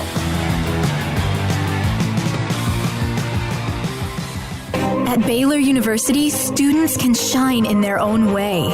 Or should we say their own ways, because there's no limit to the ways Baylor students make the world a brighter place. Whether they're leading a student organization or following a higher calling, getting advice from faculty, or taking part in world-class research, pursuing their dreams, or working toward their dream job, students find their place to shine at Baylor, where lights shine bright. Riverbend Liquor and Wine has their easy-to-access drive-thru open and convenient and clean in-store location on the corner of Lakeshore Drive and North 19th Street in Waco. Riverbend Liquor has the best and most extensive variety of craft beer selections in Waco, and Balcones Whiskey, including single malt, pot still, baby blue, rye, brimstone, and the all-new lineage in stock. Riverbend Liquor and Wine, family-owned and operated, and a hidden gem in Waco on Lakeshore Drive and 19th Street. And find out more on Facebook and Instagram. From the first workout to the last practice, sports is an incredible challenge. Hi, this is Dan Engel with the First National Bank of Central Texas, and we're proud to support each athlete, every parent, and our educators. From families, small businesses, to the biggest industry, we're here to help. With remarkable products like instant issue debit cards free at all of our banking centers, we've got banking ideas that fuel big dreams. The First National Bank of Central Texas. Familiar faces making local decisions. Member FDIC, Equal Housing Lender. Let Camille Johnson Realtors guide you seamlessly through the process of buying your dream home or selling your current one. Commercial, farm and ranch, or residential, Camille Johnson Realtors can smoothly and successfully lead you through any transaction. With a team of 28 experienced agents who are excited about serving you, Camille Johnson Realtors services the entire greater Waco area. If you're in the market to buy or sell, contact Camille Johnson Realtors, 104 Midway Center in Woodway, or find them online at www.camillejohnson.com. Camille Johnson Realtors, elegant, charming, warm. Welcome home. Waco Custom Marketplace is your home for holiday favorites for parties and the time with family. Various specials available in-store and online. A variety of steak gift boxes with 4 ribeyes for $70, 4 bacon wrapped fillets for $55, or 4 New York strips for $50, and all come with steak butter. Fall snack box for watching a game or wrapping presents or hosting people at your house, including summer sausage, split horn, and jalapeno cheese, and salted crackers for only $35. 2 pieces of lobster tails with herb butter and 2 bacon wrapped fillets for $60. Order online or call in advance to ensure availability, or drop by Waco Custom Marketplace at 425 Lake Air Drive. Waco Custom Marketplace has a full-service butcher shop for customized orders or cuts of your favorite steaks or beef tenderloin or specially ordered prime rib roast. Plus, what you want with pork, poultry, seafood, and more. Waco Custom Marketplace, 425 Lake Air Drive in Waco, or WacoCustomMarketplace.com. Welcome back to Up Tempo on SicEm365 Radio. Here's Drake Toll. Happy Friday, everybody, and welcome back into Up Tempo. Today, we've debuted Walking in Waco. You can find that on Spotify right now on Up Tempo Spotify. You can also go and listen to it on YouTube. The lyric video is up now on YouTube. It's somewhere else too, right? Spotify, YouTube, the SicEm365 forum as well. Go check it out on the SicEm365 website. Leave a comment. Drop your thoughts on the Walking in Waco lyric video. How about this? It is our top 5 Friday. But today it's the top 3. It's the top 3. Say it again. It's the top 3. Top 3. Top 3, because they're kind of long. Yeah. And also, we only had 3. There were 5 crazy moments this week, but the 2 of them were too crazy to show. Yeah. So we can only show. We can only show the what? The top 3. Top 3. We had to number censor 3. the other 2. I sent this to Armstrong for our number 3 moment of the week to play. I don't remember what I told you number 3 was. This is Dead or Alive. The third. This week's Dead or Alive, which was actually gold. This week's Dead or Alive, which was funny. He's just walking on eggshells the entire time. Because 2 people. How do I phrase this? Well, okay. No. Well, okay. We have played Dead or Alive in the past. Yeah. With people that are alive. Yeah. And then following the game Dead or Alive. Soon after they become dead, they pass away tragically. We have lost members of the community. Sadly. The world. Yeah. Right. Like, I don't want to be too numb to it. Like, it's not cool. No. But they have coincidentally been included in Dead or Alive. Yeah. Which makes us think maybe playing Dead or Alive is doing something to, like, the magnetic field of the world. Yeah. And possibly. So we fully expect every week now that we play Dead or Alive. It's like walking on eggshells. That one of playing the game. One of the alive people just needs to be on watch and be extra careful. So every name that I spat out this week, JD and Armstrong were just cringily adding to their list of people they needed to take care of and check on every day. The number 3 thing that happened on Up Tempo this week, Dead or Alive. We play Dead or Alive. I'm going to give you 9 famous people. These people are all related to media. In some way. Daytime, nighttime television. Are they dead or are they alive? Armstrong, we're going to cue the find music. out. I'll feel extra bad now because if they're in media, they're like pretty visible people probably. Yeah, 100%. So like I should know if they are or aren't. All Still right. on TV. David Letterman. Dead or alive, JD? Alive. Definitely alive. David Letterman is alive. Big Letterman, okay. Dick Clark, Armstrong, dead or alive? What is he on? The Dick Clark Rockin' New Year's Eve? I'm going to say dead. I think he's alive. I only know Ryan Seacrest rocking New Year's Eve. He is dead. Dick Clark would have been 103 today. Armstrong loses that point. Dang, Richard. Bob Barker. Legendary game show I think host. he's dead, yeah. Bob Barker. Yeah. That's like all I can think of is when I think he's gonna go dead. He's 97 and alive. Oh, good. Bob Barker is See, alive. I am so scared. Darn it, what do you mean he's alive? I mean, so scared. No, I'm not. I'm dang it. That No, I know what you mean. I know. It's a tough game to like gauge our reaction. What have you done? I feel People terrible. are like, wait, what have you done? Like that producer's a We jerk. gotta be on watch in the next This week. is not on me. No. Johnny Carson of the Johnny Carson Show. Ooh, I think he's dead. Yeah. No, I'm gonna go alive. Really? Just to save his wow, life. he is dead. 96 years old he would have been today, Johnny Carson. Joan Rivers. It's Joan. This game has taken on a whole new mantra after things that have happened in the last 2 weeks. Joan Rivers, gosh. dead or alive? Joan Rivers. Alive. From what? From TV, man. She was just on TV. Was she on a show? No, like Dateline and Nightly News and Joan Rivers. You say she's alive? I'll say she's dead because I don't know who that is. She's dead. You can't say alive for everyone. Just to I'm going to do it. I'm going to do it. It's not on my head. Wheel of Fortune's Pat Sajak, dead or alive? I'll say dead. Yeah, I'll go dead. He's alive. He was on TV last night. I don't watch Wheel of Fortune. Yeah. So he's literally Pat Sajak. I didn't even know who that was until right me now. neither. I'll be honest. I never heard of that guy. I had no idea. Pat Sajak is literally the host of Wheel of Fortune. I never watched Does a he spin single the episode wheel? of Wheel of Fortune in Yeah. my life. I've never been. I maybe watched like 2 clips. Regis Philbin. Regis Philbin, dead or alive? He's dead. Alive. No, he's dead. Gosh, he's dead. I'm missing every single one. I remember when that happened. I'm trying to walk on eggshells here. So sad. Rush Limbaugh, dead or alive? He's alive. Is he alive? He has like cancer or something. Oh, gosh. No, he literally does. Okay, I'll say he's alive. Does He is. Rush Limbaugh is alive. He's 70. He does have cancer. Yeah. You didn't have to bring that up on the. You didn't put a damper on everything. Why is he in the game? Tom. That's what I want to know. I should just call it. Tom Brokaw, dead or alive? I'm Tom Brokaw. Oh, I That have a guy. book by him. I'm gonna say dead. Because I'm not familiar. with who that is. Alive.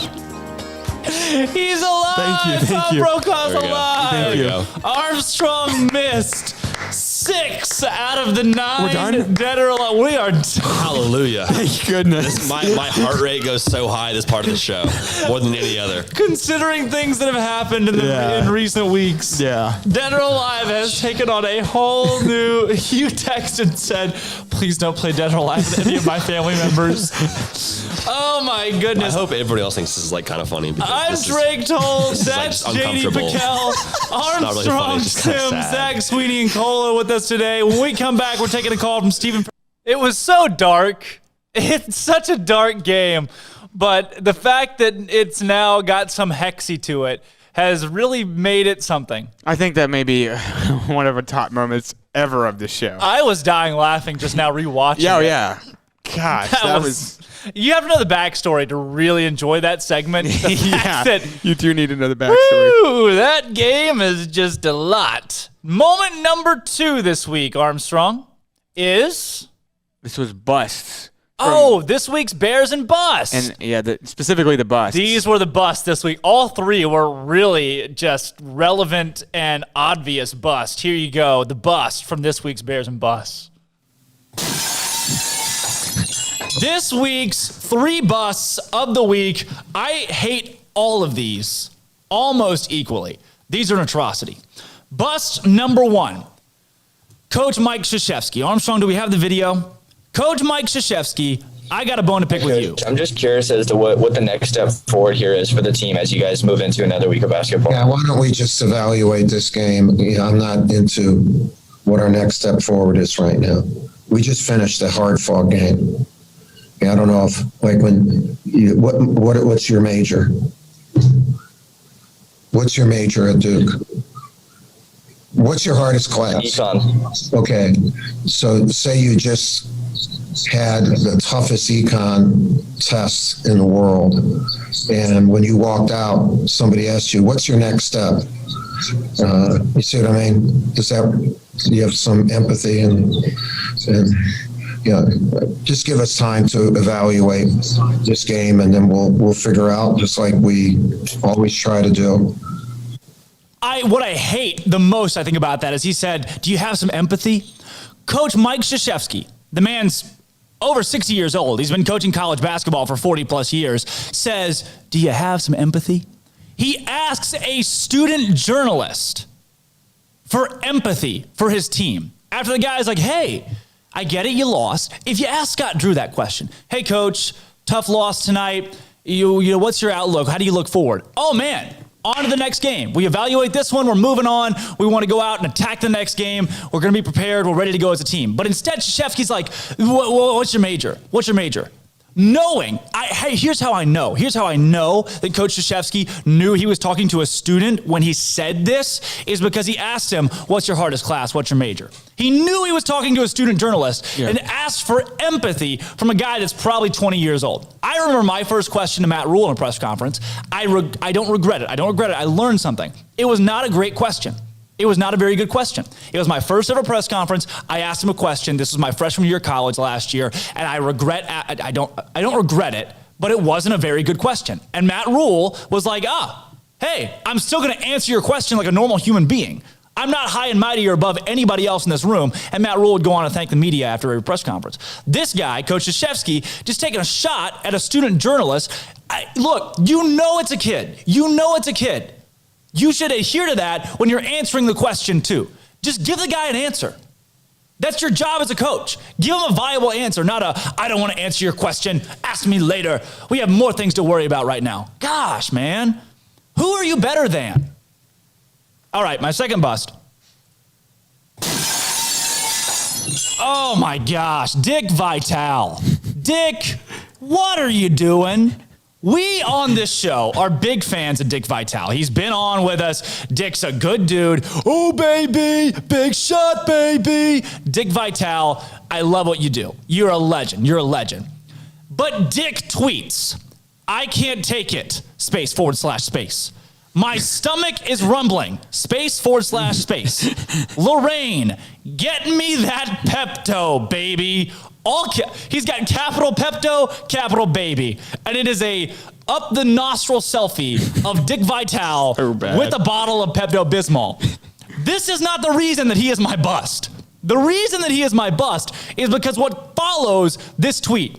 And it is a conglomerate of more tweets of Dick Vitale taking selfies of himself and Pepto-Bismol. Armstrong, do you have the ability to run through some of these? So there's one right there. He starts tweeting some other sports stuff. Every time Rodgers and Packard gets the ball, I need some Pepto-Bismol. I need some Pepto, baby. Here's another one. My stomach is rumbling. Lorraine, give me that Pepto, baby. Baby. One more. It's the same picture. It's the same picture of Dick Vitale. Oh, okay. God. Oh, my My stomach cannot take it. 8 minutes decides the National Football Conference title, Super Bowl. He is drinking Pepto-Bismol. 2 pictures of Dick and Pepto.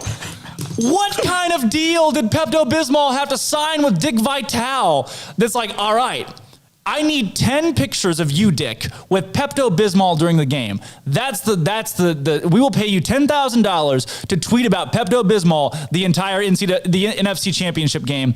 There's Dick Vitale with the Buccaneers flag waving around. Oh, baby, Buccaneers, baby, big win, Pepto, Lorraine, give me the Pepto, baby. Dick, what? Why was that on my Twitter? Dick, you are the second bust this week for whatever you were doing with Pepto-Bismol. I hated it. All right, the third bust, far and away my least favorite bust, which is not... You don't want to be the least favorite bust. You want to be a bust that's like borderline, like a barely made it in, last in bust. This is, without a doubt, maybe the bust of the year. Here's a tweet that I read from the Carolina Panthers this week. And it is for this kid... 12-year-old Jalen Clyburn started mowing lawns to save for college this summer. Lowe's and Ron Rivera, who's no longer with the Panthers, I just now saw it, it's from 2019, but it resurfaced this week. Lowe's and Ron Rivera heard his story and got him all new equipment for his growing business. There is a 12-year-old child in Carolina who is mowing lawns to one day afford college. And the Panthers, instead of saying, hey, we're a multi-billion-dollar team, program industry, let's pay for this kid's, I don't know, maybe $50,000 college tuition, whatever, let's say he goes to South Carolina State School, whatever. Instead of saying, we're going to pay for this 12-year-old's college, they buy him a lawnmower. We get that you have a lawnmower, but we saw your video and your lawnmower sucks. So instead of having to mow lawns in the heat of the summer with that crappy lawnmower, now you get to keep mowing lawns, 12-year-old boy. But this is a better lawnmower, and it's painted blue for Panthers. But, so basically, the kid gets the hype of meeting Ron Rivera, gets some Panthers merch. Sweet, you guys, awesome.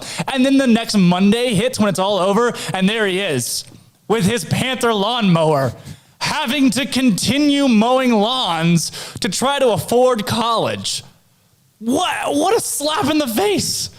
Hey, your lawnmower sucks. They didn't even give a ride-in lawnmower. They're like, we know you're trying to afford college there, kid. We're going to help you. Get ready. A new lawnmower. It looks like the exact same lawnmower as the start of the video. It does. They just took his lawnmower, painted it blue, sent it back to him as a new lawnmower. And now this 12-year-old kid who's mowing lawns literally to afford college has to continue mowing lawns, but with a Panther lawnmower.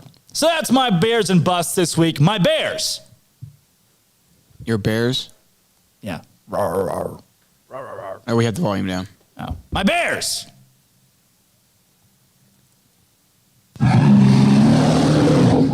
The men's tennis team, coupled with Mark Vidal and Jared Butler and Duke's Jake Piazza, all of you, congratulations, you're my Bears of the week.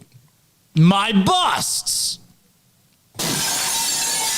Mike Krzyzewski, what a crap answer. You are a bust this week. Dick Vitale, I love you. But what are you doing with Pepto-Bismol? Please don't do it again. And the Carolina Panthers, a 12-year-old boy is mowing lawns in the heat to pay for his college tuition, and you simply buy him a lawnmower to keep mowing lawns. Jeez, you're a bust. That's all you'll ever be. Be better. I'm Drake Toll. That's Armstrong. All right, so that was the number 2 moment of up-tempo this week. The Bears and bust. Give me the Pepto, baby. I hate it. I hate worse than that. Significantly worse than that the Panthers were like, oh, yeah, kid. pushing a lawnmower to Ford College. We've got a surprise for you. Congratulations. We painted your lawnmower. And you met Ron Rivera. And here's some Panthers gear to wear while you push your lawnmower. That kid probably gets what? What is paying? $50 If it's a 12-year-old, if it's a 12-year-old mowing your lawn, and your lawn's what? A fourth of an acre? I'm paying him like $25. Yeah, that's you know how many lawns that child has to mow to afford that's literally like 15 college? To $15 to $20. Yeah. And the Panthers were like, hey, sorry you're having to work the shirt off your back to go to college, kid. At 12 years old. We want to make it a little bit easy for you. Not too easy with a riding lawnmower. That would be a little bit too much. Here is a second push lawnmower that's better than your first one. I hate you, Ron Rivera and the Panthers. I'm sorry. And number one this week. Wait, we have a wild card. You want to go wild card before number one? I feel like, before number one. I feel like the wild card should come. I don't even want to preface the wild card moment. Let's just roll it. Kick it down to Drake for Eagle Vision sideline report. Hey guys, just talked to our athletic trainer Wilson McKnight down here. We got a couple guys with injuries to tendon to. We got Trenton Hetherington down here with his arm. He's fighting with the pain. He's had complications for a while now, but he's all right. He's going to continue to play. Devin James, possible broken finger. He's still in the ball game. These guys are a little bruised up, some blood here and there. Nothing we haven't seen before.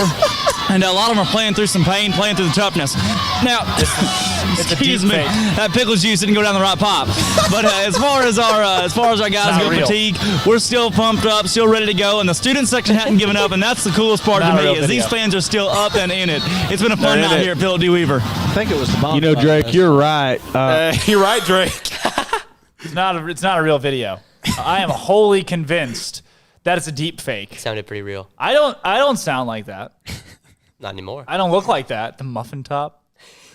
Pickle juice went down the wrong pipe. Guys, that pickle juice went down the wrong pipe. What were you doing? It's pickle juice. Were you like drinking pickle juice? Yeah, I was. I was on the sideline drinking pickle juice. Wow. Don't ask. Don't ask. It was just for cramps. Yeah, because as a broadcaster on the sideline, you just had to try it. This week's number one moment on the up-tempo top 5. I don't want to build this one up either because it's just self-explanatory. Mm-hmm. On a monumental moment in up-tempo history. Earmark this as the day that everything changed. What is coming up was inspired by Steven from Virginia. He sent me a direct message and he said, Drake, here is this that I have for you. It's probably 2 a.m. And know that I welcome direct messages. My messages are always open. If you got some content or something you want to throw my way, hey, that's what I'm here for. And that's what this spawned from. So we at Up-Tempo are here to break what is possibly the biggest moment in show history. A video that will be posted on the site that you can share through the site, a video that will go up on YouTube that you can view for the rest of your life through YouTube. It will go up on podcast form. This right here is a piece of media that the world may never forget. It is 11:10 on the dot. Armstrong Sims, our producer, has his hand hovering over the red button, and our lives will never be the same.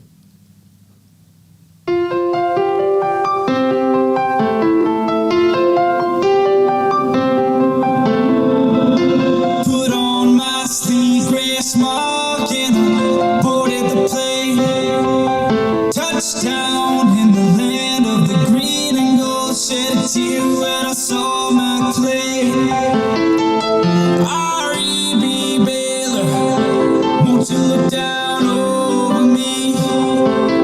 Yeah, I'm coming up from Austin, and I'm as orange as a boy can be. Then I'm walking away, walking with my feet 10 feet off the plane. Walking away,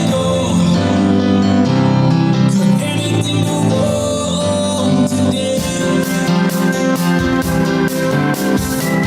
Saw the girls to Patnef on Baylor Avenue. Followed them up to the gates of Fair, and I watched him walk right through. Oh, now David King did not see us as we went up to meet Scott Drew. And there's a little ring for the Bears to bring. So party girls want to. And I was walking away, walking with my feet 10 feet off the plane. Walking away,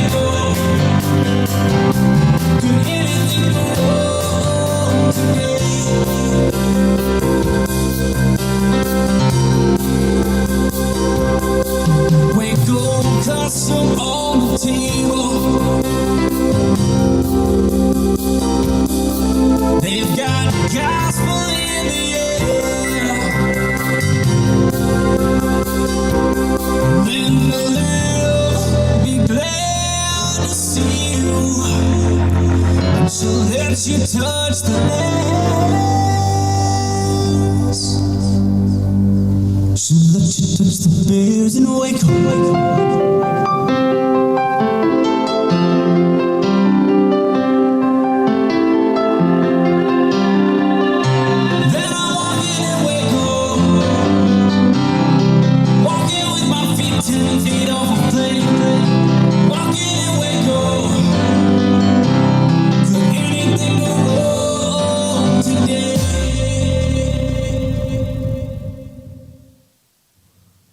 Wow. And that, ladies and gentlemen, is the most monumental thing to ever come out of Uptempo. It's number one hit, Walking in Waco. It's already got 1 million streams. Since we put it out, it's at 1 million streams already. That is revved up to go live on the SicEm365 YouTube page where you can watch that on loop. It'll be on the SicEm365.com forum where you can watch it as well. And it'll go on Spotify. I hear we're going to sign a new contract with RMC. A lot of zeros. I'll never forget. It was, I think, last week. And Drake comes in the studio just looking tired, man. Like he had just been emotionally, physically taxed. I said, Drake, what's wrong, man? Drake, what's on your mind? You've obviously been grinding late night. He said, man, I've been in the stew. I've been in the dojo for a while, and I haven't seen the light of day since I went in there after the show yesterday. I haven't come out since today. He said, I'm working on something big. I can't tell you right now, but I'm working on something big. And it lived up to all of the hype. It lived up to all the hype. Exceeded the hype. Mm-hmm. It took the hype and just threw it out the window. Walking in Waco, written by myself and Steven from Virginia, recorded by Sam Chapman. A big thanks to him for producing the song. And Walking in Waco is now out as... It's going to be number one hit within days. And we have special guest on the Impact Health Labs caller line right now, the co-author of Walking in Waco, Steven from Virginia. Steven, welcome on to the show. I hope you're proud of how your baby turned out. I have to say this is really, I keep saying this, but this is the greatest moment of my life. Y'all keep talking so many times. I mean, I don't know. That just falls in the category of it would be awful if it wasn't so awesome. Is he crying? No, he's crying. Are you crying tears of joy, Big Steve? I gotta tell you, I've been laughing pretty hard for a minute. I heard the song, but I wasn't looking for that. You can't find this anywhere else. This is only up-tempo content. That was my voice, no auto-tune. Great. I thought Mark Vital would be mad at you, but Mark Cohn might come around a corner and steal you real quick. Mark Cohn of Walking in Memphis probably has a bone to pick with us here at Uptempo for turning his song into a masterpiece. Bring it on. Keith says, I can't wait for the acoustic version. Yeah, we need it. So much more coming. There's exponential content that is coming your way. This is just the beginning. Out of Walking in Waco. If anybody else out there has another song request that they want to make into a Baylor song, we are open. Our arms are wide open. That's all we do is make hits. This is the hit factory, baby. Call us Muhammad Ali because we just deliver hits. Steven, what? Thank you for this. Thank you for inspiring what ended up being a masterpiece in Walking in Waco. Yes, and I look forward to telling people that I knew y'all before you went big. Now I gotta go. Steven, you want to play Bear games? Wow. Steve. Wow. Walking in Waco. I listened to the song Walking in Memphis on a loop for weeks. Just to get it right? Just to get the timing right. Yeah. Just to know when to come in and when to do this. And I wanted to do my best Mark Cohn. And I think Mark Cohn, we need to send that to Mark if he's still alive. Dead or alive, Mark Cohn. I might have a song or two in me. Oh, come on. We need to do it. We need an to do- album. Yeah, we need to do like a quartet at some point, We like do. barbershop. we absolutely do. I'll perform that live on the show at some point. Oh yeah, we need it with your banjo. Shut up. Because this You guy weren't plays supposed to tell- banjo. You weren't supposed to tell people that. Well, it's out there now. You weren't supposed to tell people that. Celebrity birthdays today. We're going to go through these real quick. Number 1, co-star Fizz. YouTube star co-star Fizz. How old? YouTube star? Okay, 24. Andrew? 26. Co-star Fizz is 1 year old today. Congratulations, Yep, co-star never- Fizz. You never have heard made of it to him. 1 year old. All right, wow. Legend Congrats. Lorenzo, another YouTube star here. Legend Lorenzo White. 24. 24. 26. Happy second birthday to Legend Gosh, I Lorenzo should've- White. We got a lot of baby I birthdays should today. have guessed that. Brindley Rich, YouTube star. 3. 3. She's 13, guys. Gosh. I was gonna guess either 3 or like Look at her. 90. She can't be 3. Oprah Winfrey's birthday is today. Oh. I know her. Yeah. I'm gonna say 75. No. She's older than that. Well, I was going to say 68. She's 67. Oprah Winfrey, happy birthday. Harriet Okay. Tubman's birthday is today. How old would Harriet Tubman have been? she would have been. No. 160. That's a good guess. I don't know. She's older than that. Yeah. No, wait. Yeah. No. 200. She is 201. Okay. She is Wow. Give it 201 to me. years old Can you today. imagine? I will not. Adam Lambert. How old's Adam Lambert? 31. Oh, 35. 39. American Idol's Adam Lambert. You know who beat him No. Who beat him? in American Idol? I do not know I that. thought he won. Chris Allen. Chris Allen won that year at American Idol. You know how I know? How do you know? He's from my hometown. Ah. His wife worked at my high school. Chris I Allen should have guessed that. won American Idol while I was growing up in his hometown, and he would come and hang out, and we saw him in Target. Shout out Chris Allen. Tom Selleck. Actor Tom Selleck. Tom Selleck. Love me some Tom He Selleck. plays Shoot in Friends. He's in Friends. He's the boyfriend. He's the old boyfriend to Monica. Is he in Oh, Friends? yeah, no, he's in Tom Friends. Selleck. He's Get- the old boyfriend of Monica. With the mustache? Yeah. Oh, I've never seen Friends. I didn't know he was in 70, old. oh, it's 76. Wow. Off the dome. nailed it. Zach with Zach Zach Sweeney. nailed it. It's his first And Enigma. answer. How about this Nailed guy? it. Riff Raff, the rapper Riff Raff. Riff Raff, Street Rat. From Aladdin? No, The guy from Aladdin? 40. he's 39. Did you say 39? You said 29. Paul Ryan's birthday is today. How old's Paul Ryan? 42. He's older than that. I just said, Zach says 49. 54. 51. Mark Gasol. You're right there. Mark Gasol. You're right there.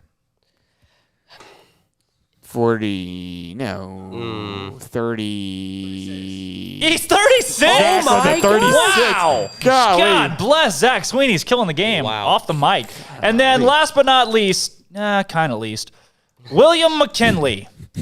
Is he the guy who Like the didn't 12th? wear the coat? Yeah, and he died. Yeah, like the 9th president. He didn't wear a coat as an inauguration. No, that's not William McKinley. But That's another guy. William McKinley's the guy that like trashed the middle, Okay, the Latin America. I have no idea. Yeah, I thought he was a president. He was. He was. But he was just so bad. He was a terrible foreign leader. That's All a moot right. point. That's a very hot political topic right now. 200. We shouldn't talk politics in this show. 30. 230? 221. I'm not sure. 21? I don't even know if I'm in the range. Right, yeah. Turn of the century. He's not as old as Harry Tubman. 178. Wow. Sweeney said Zach. 175. All right, how about it, folks? It was a big day today. Releasing Walking Away. Go listen to it on YouTube, on SicEm365, or on the forum. How about we'll be back on Monday recapping Baylor men's and women's basketball and everything else that's going on this weekend. Thanks for staying tuned with us. We are 4 weeks, 1 month into Uptempo, and we're not going anywhere. I'm Drake Toll, Armstrong Sims, Zach Sweeney, and Andrew Robertson. This has been Uptempo.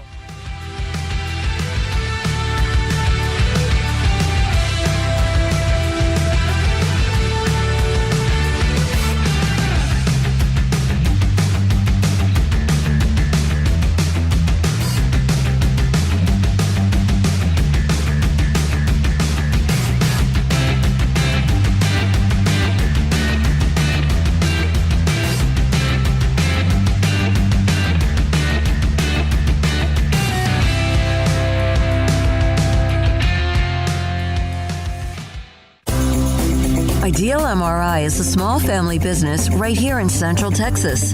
We're open to support you while lowering the cost of healthcare bills. When you need an MRI, ask your doctor for an Ideal MRI. Visit us at idealmri.com or call us at 833-IDEAL-MRI.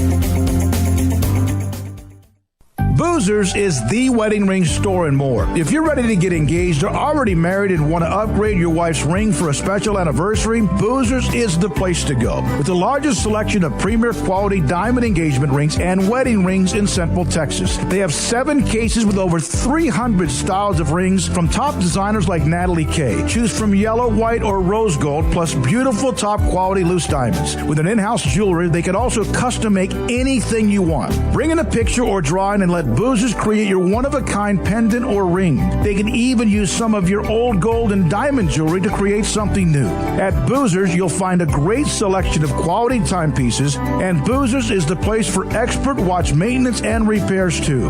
They specialize in expert Rolex watch repair for fine jewelry, watches, custom work, and more. Go to Boozers on Valley Mills and Lake Air Drive in Waco. Boozers, the wedding ring store and more.